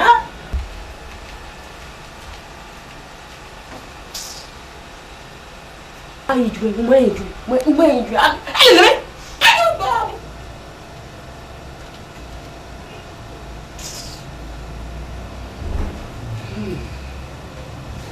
Always jokers.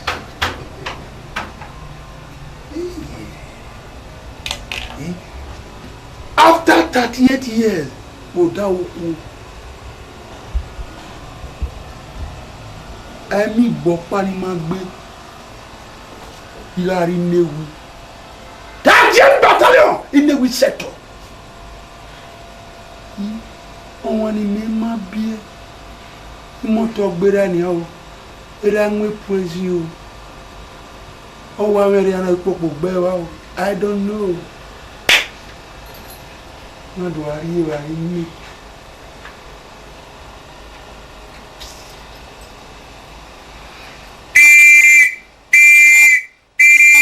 Attention! Evaporate and condense.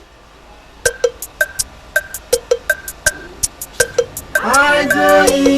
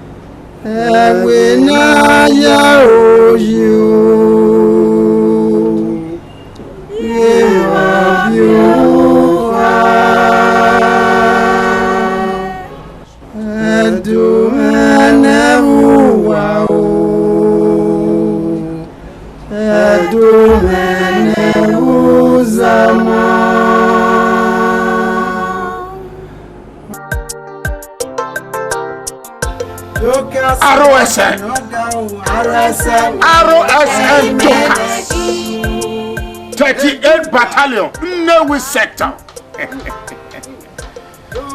RSN ọwọ́ àgbọ́dù ènìyàn ọ̀rọ̀ wọn ní ìwé ní kàmà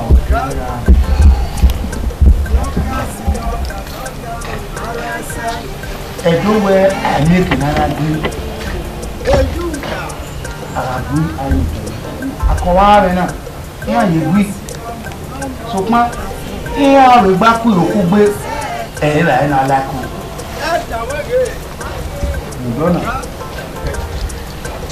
ìṣẹ́lẹ̀ ìwàwọ̀ fún ìdọ́nà àgbàlódé kódé ìwàwọ̀ wò kan ẹ̀mùàmìnà orúwẹ́pọ̀ wà nádó bú ọ̀fọ̀ yẹzọ ni nùwárẹ̀ kò gbé nùwádó ya ọpa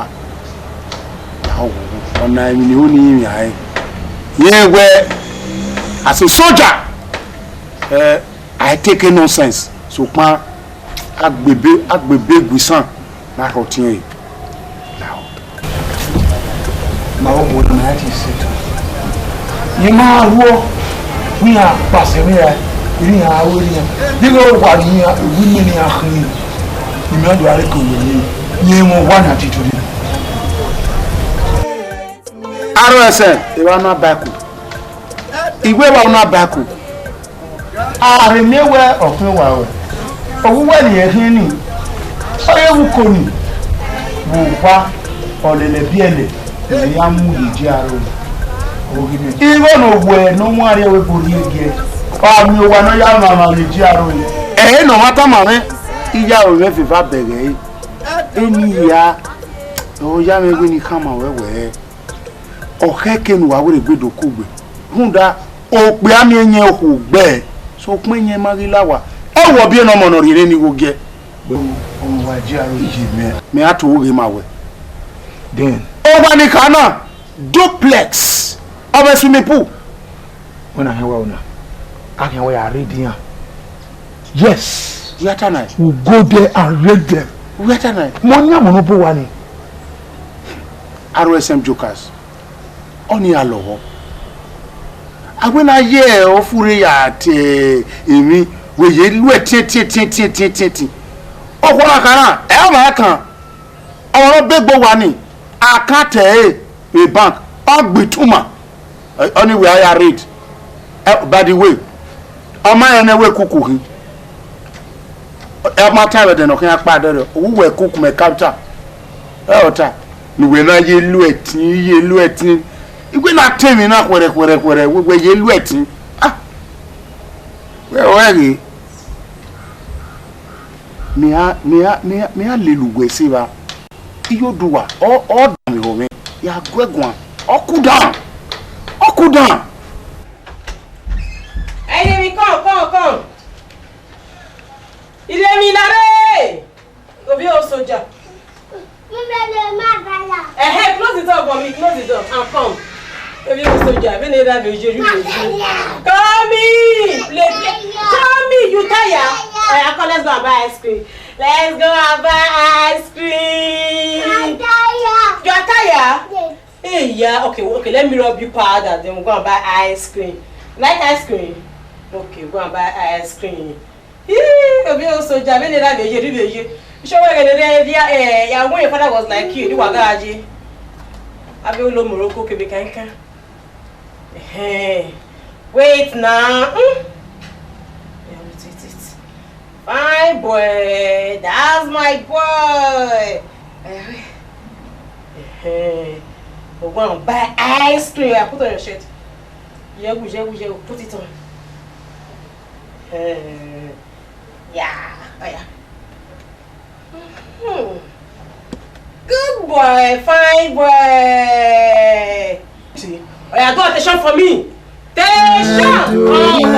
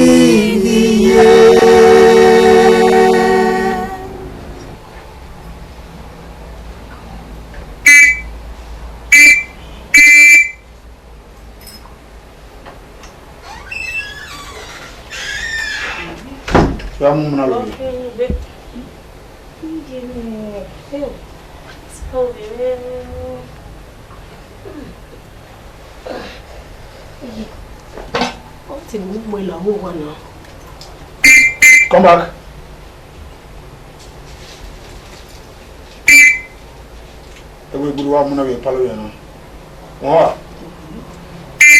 Evaporate and condense inside now. What's it even?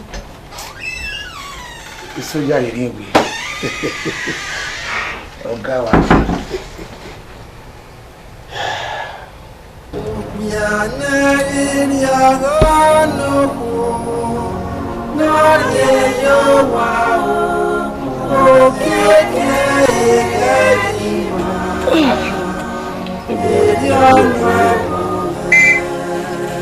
What? If I don't. Your brother?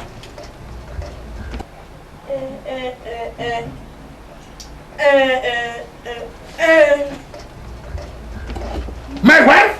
In my house? Oh. Retired adolescent jokers? Juliet. Pardon ready. I will kill you. I will bomb you. Shoot you. Scatter you. Squeeze you. No matter now where in your singing Joel. He's in.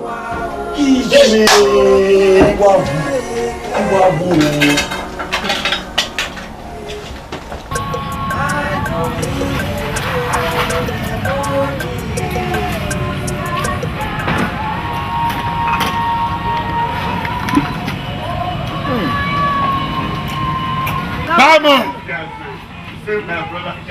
Barman! Okay, no shake your ear. Thank you.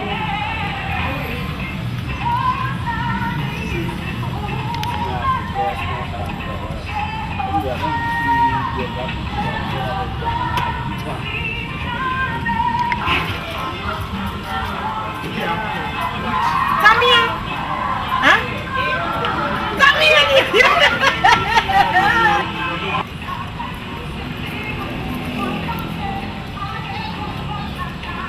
We're getting one with me. Irevania. The way all fucking at them, I will go to it. They will not be lily. Make me see. I know not a fool. When you're over here now. Tamia? Huh? Tamia!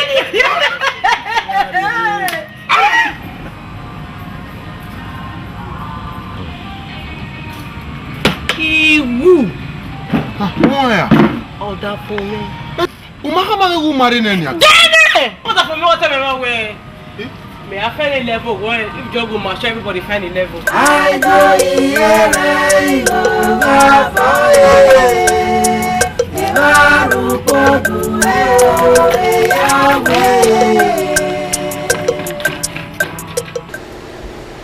Don't tell me that! Don't tell me that! Oh my dear, begin Muhammad. I will deal with that. All reban. Madam, what say you? You may get a good year. Oh, nonsense. Or weapon. I'm going to wait with you. Oh, when you are. Weapon. Jay. Madam Oleye. Anikinashi. Yeah, what van of it? What's on I respect it. I will do with you right now. What's up? What's it? They are moving. I will Madam Oleye. That's you doing. Yeah, Mogo no be. We make a big buy on it. All right, I'm out here. I told you one. I'm here. But you didn't say. I told you. You see. You're going to tell me. Madam Oleye. I cannot be let I don't send to Cassette. Mami no tama. Wa va pa sa pepa na me ka awe chi pomwere. O va na we mo bogbe tebu we storm me na agaga. Am digest. On share one at when I win money. Then we fa no jina. Then obi ogi mebo. We ka me ka bien. We ka me gba ha bien. We me no. Aro esen joker. Am fu asani ya. Abra say what do cause am no kwa wo ko. It sweet me sitting. 38 battalion in we settle. Egun edi. In we rado hotel. Egun edi with Opel Marine. Oh, aro esen joker. Yes. Lare apeti moto ejin wa do wo ni jo. Ije eri ma wa de gwajo. Egun megun. That is the problem. Okuru wa muni me. Igba ha ebie. Iya. Ye han. Wa be dawe hodo. Ha. O ma ma na do jemeri. That time o apa na jemeri e ma na jemeri. O big bang ko what does that mean? Iki ya megbese. Ono bi last one na ke oduko okedo nu me. E road maker. Ja. It is short. O ma degbe. E o pa le mi je no. Bi me do lu ya kana yi. Yeah. Oh, go. Wasa go gadanyo na pa, gadanyo na pa. Gadanyo. Wa mo bo gbe tebu me we to te me do re ba e. Kije me. We gbe ni enu di. Wa so na re me o de na kana ni ma we. Oni we kamuni me. We ma ka we na we. Bo ma money. Hey, mama ko je we. No be that, no be that. No be so, madam, no be so. We dey anyo nu e.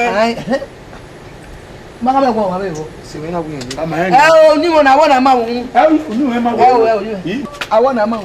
Eri ma waye. E very chat very. Madam Loye. Eri ma je. Wa ye akọ be go so te me be. Eri ma je, eri ma je. E di me. We no wa ye gbe wa ki me. E order for no lu bi omo keke na ke so bi me. A road maker no. That's an insult to me. Do we na kia eri o me. We no mama we bi o we no mo bo ni. Oh, but Mo kí no fa mama la kan. Madam, you are mama. No. We won here mo pon we. Do something before the show. I told you. You should see me before you see God. Madam Oloje. Oh, kana bo bai. We dey there. I know of oh. Ni me akunu we na epo.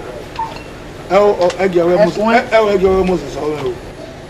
That go bela ya fi an. Imagine come away. Apeti moto ejin. Me make we gun. Retirement me happen ne. Ya pe me ne. O ma e. Iya wa. Guy, ire bo. Ma na me do. Eri are pe owo me. Ire bo wa wo. Igba poko. Oni o se do. E koko e wa ya igi. Ni amunu we na. Koko e wa ya igi. 38 battalion. No, we settle. When it go lo. Igari yeke me de o da o. Gbogbo bayo. Akoru we gbogbo agba. Imia igoni. Ọ̀nà wọ́n ni yẹ́ ìdòtò ẹ̀yọ̀gún ọgbẹ́. Ọgbẹ́ tọ́wọ́ àgbẹ́. Ẹ̀kún òkú wà ní ẹ̀ wà. Ó bègé yọ. Ọgbẹ́ ọ̀gbẹ́ bàbá. Arrow send brokers. Nuwa ya kàkó. Wà á rí ẹ̀yọ̀ mẹ́ma ní ń fi ẹ̀jẹ̀ kò mẹ́. Nonsense wa ní ìdè. Ẹ o, wà á tọ̀ bù. Mama mi nìkú náà yẹn náà. Màá wọ́n yẹ sẹ́ kí n gbé. Àwa. Ọgbẹ́ wọn bẹ́ẹ̀ lọ́dẹ. Yẹn gbé left mi gbé right. Ọ̀gá nù.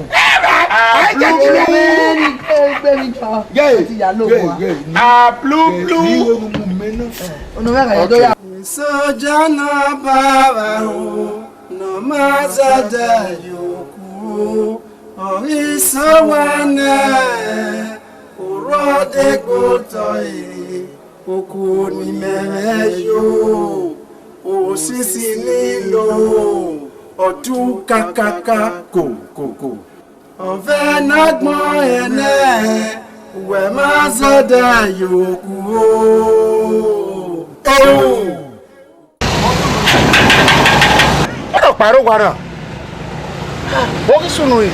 Wọ́n gbèsè gẹ̀ẹ́tì náà.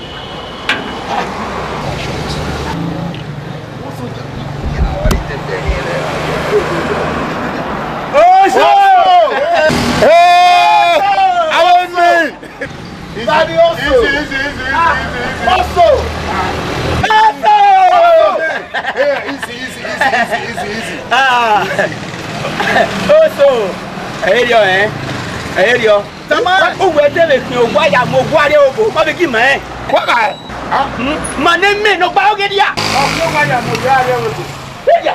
E area boys. Ọmọdé tẹ̀fẹ́ ọ̀hún yẹn ni àtẹ̀fẹ́. Bínú náà kí n máa gbà ó kéde yẹn. Tẹ̀fẹ́. Arọ ẹsẹ̀. Ó wẹ̀ kí o wà. Yà kí o wà ẹ́. Akí kí o wà bọ́ sunu náà ìgbẹ́ mẹ́rin ní ata. Wẹ́n la wà ní anyway ọ̀dọ́ ọ̀gá. Ìdájọ́ ó sọ ó sọ. Ekene mọ́nà ká mọ̀ sẹ̀wẹ̀. Anyway màrí wa ni ẹ̀ ó rí ẹ̀kọ́ tó kí mọ́ rí kí máa ẹ̀ màrí wa kẹwẹ̀.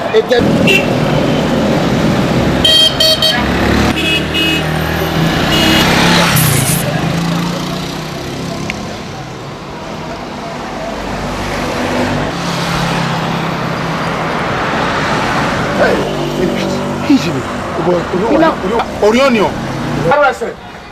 Arrest. All night. Arrest. Jaguar. Valareo. Arrest. Arrest. Una we settle. Una we settle.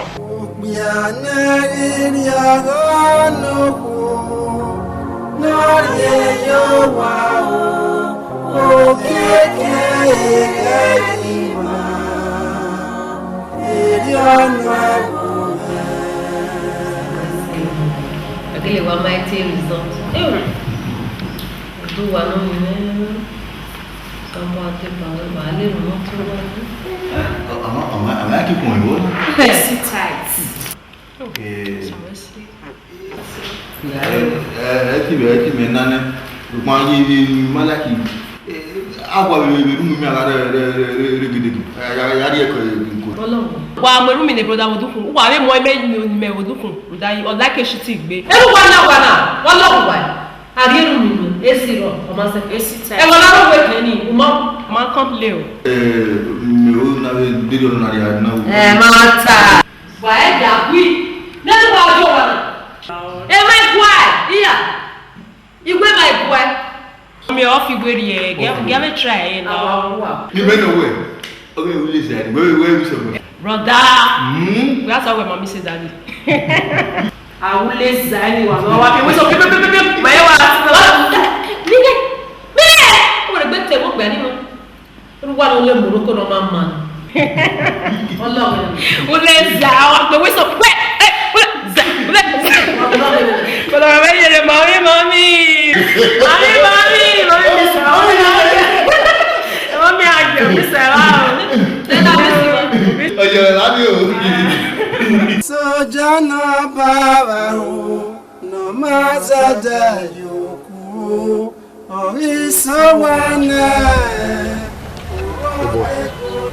Ní àgbé ẹgbẹ̀ iṣẹ́ àwìtọ́ni à dẹ́rẹ̀ wò lọ́dọ̀ bẹ́ẹ̀lì ní tí wọ́n fún o bọ́ọ̀lì ṣe dàmẹ́ iná sọ̀rọ̀ àzẹ́lẹ̀ wò àjùwáyà state command move right move left attention pick up right up the money may ya time the money ya gbé yẹn wetin impersonate. wẹ́n mẹ́rin record machake kan yẹ ama ìwé sẹ́ ẹni gbéra ní. ọ̀rẹ́ ò wá. Why we take a video? Bros, a problem, no problem at all. Arrest them jokers. No problem. If you bring me, I will go to their command. This send a signal, I repatriate to Canada. The same person who wear the one, this send a signal, I repatriate. If they send a signal here, the one I repatriate here. They had the right way. You was when you are deep way. You are trying to work one day. What I will so deal with them. Me. ROS and jokers only say. Mad you boy. Oh, working your repatriating your head. Where one or do one? Where can you wear your webu? And working your send a signal here, who cut my shop, who do rig my rope, then do you what? We were going to me where my procedures. But do you know I'm a soldier? I know you are a soldier. Here we soldier. A soldier, a soldier. A senior cook here. A third class cook. Help my way up. May we come to me. My way, my Yoda. Edeni awe afio gudigbe. Ewe pipe owe ame malela. Ma yoda uku. Gateni. Ma ewe orima, o ma we rima. Ima ate mata magbe. Na make na mie mata no reme na ode na ala. Enwe we gbedu alu etin. Okay, we na wona. Ebu we gwan. O ka wo. Anka agwale uwo wo hani. Wani ni lele bi eleni. Ai gwalo awon adumi owo kan. Good. Then I will arrest her. I will deal with her. I will bomb her. Squeeze her. Salopwa. Biatana. Ate magun we to we you we. Ha. Ba yi arrest eba. Agwena gwalo de hene na ala. Ni mi ya make na dunase. We regbe them arrest. We arrest so we osun eni. Are you cool down? Emi ya wana lu etin a. Ara mi we ta yin e. Are ro e. Yen na iku ejo ni. E ko le ba la o. That's the plan.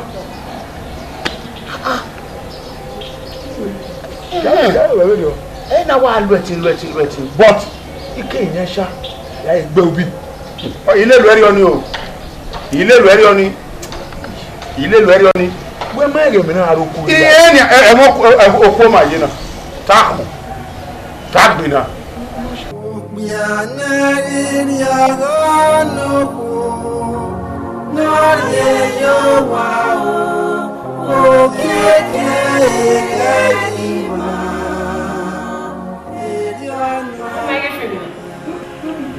Very interesting.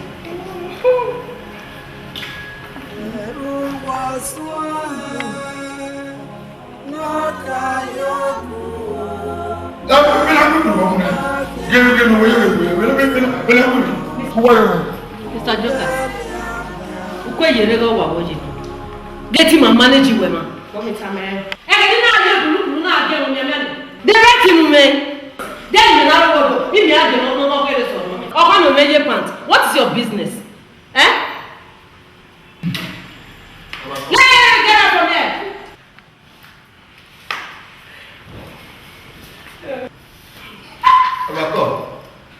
Iwe no kama era ready ni.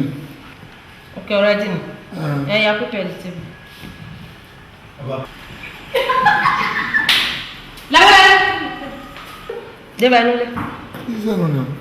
Is there on what? Don't you see how useless you are? You first. You don't wear a level Esoja. Who might balance diet? Then I must say, get it from here. Like it's not the day.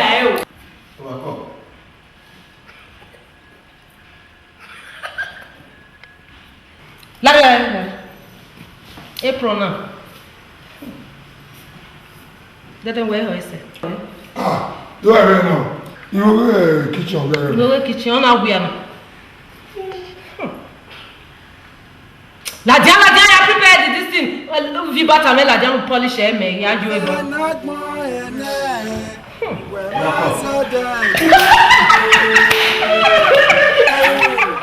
Hello, la fe we so let's. Oh my dear result.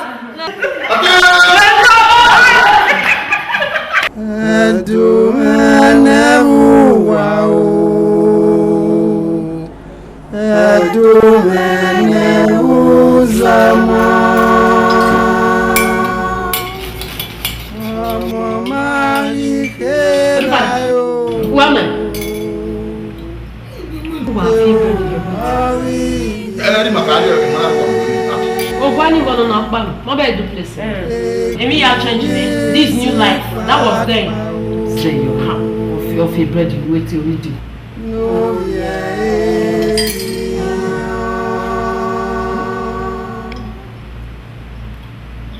Hell, Sagalicious mommy, that's my mommy. Mommy, do you have to that even? Huh? The daddy mommy. Well, what do you like? They buy no. Mommy, I will get now. We know that you like it. You enjoy it. Ko. Ya tuta be mama na garawa. Gana na. What no do ta mama. Era nyaga. Era nyagwa. Wa do pe me ba wo wa. Wo wa gbe me a. E wa na imi we di eluwa re. Wa mata ma ele wa ni atun e wo. Wa go o be ne I control e na me ke na se Morocco. O wi na be ri o na me ba se. O we no ya bi o ge ku. Esoja na baba no mazada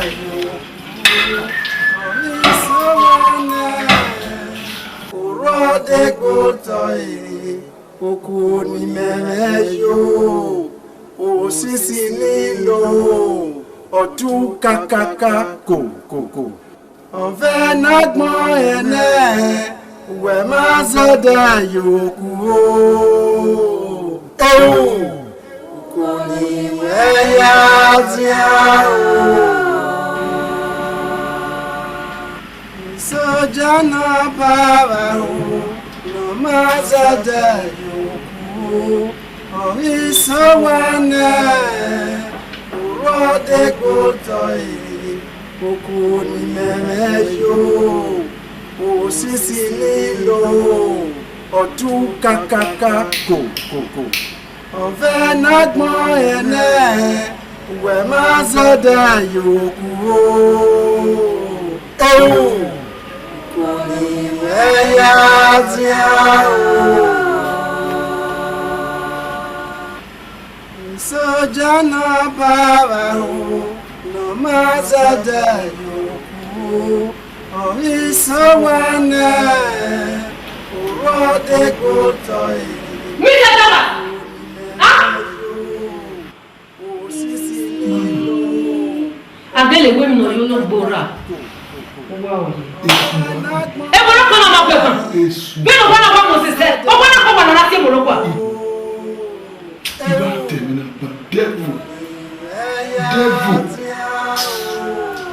Esu oro e mo lo kono no. Esu oro e lu gba. Esu aya dore. Bi no wana ba mo se se. Idoyo. Hiansi sigara ba ina nduwe baby. Abe una. Beni wate. La. You know you are my wife. You know. Esu wa worry me now. Devil. Wa re mi. No ri o we ran lu ebuku. E ma gwa. La wo a last bus stop in me. Eye na. La. A devil no. Ya ka lo mewo. Wa re mi.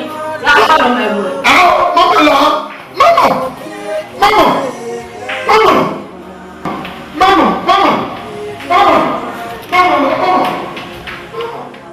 Esoja na baba no mazada yoku oisowane urode gotoi okuni meyo osisi nilo otu kakaka ko ove nagbon ene we mazada yoku kuni meya tiao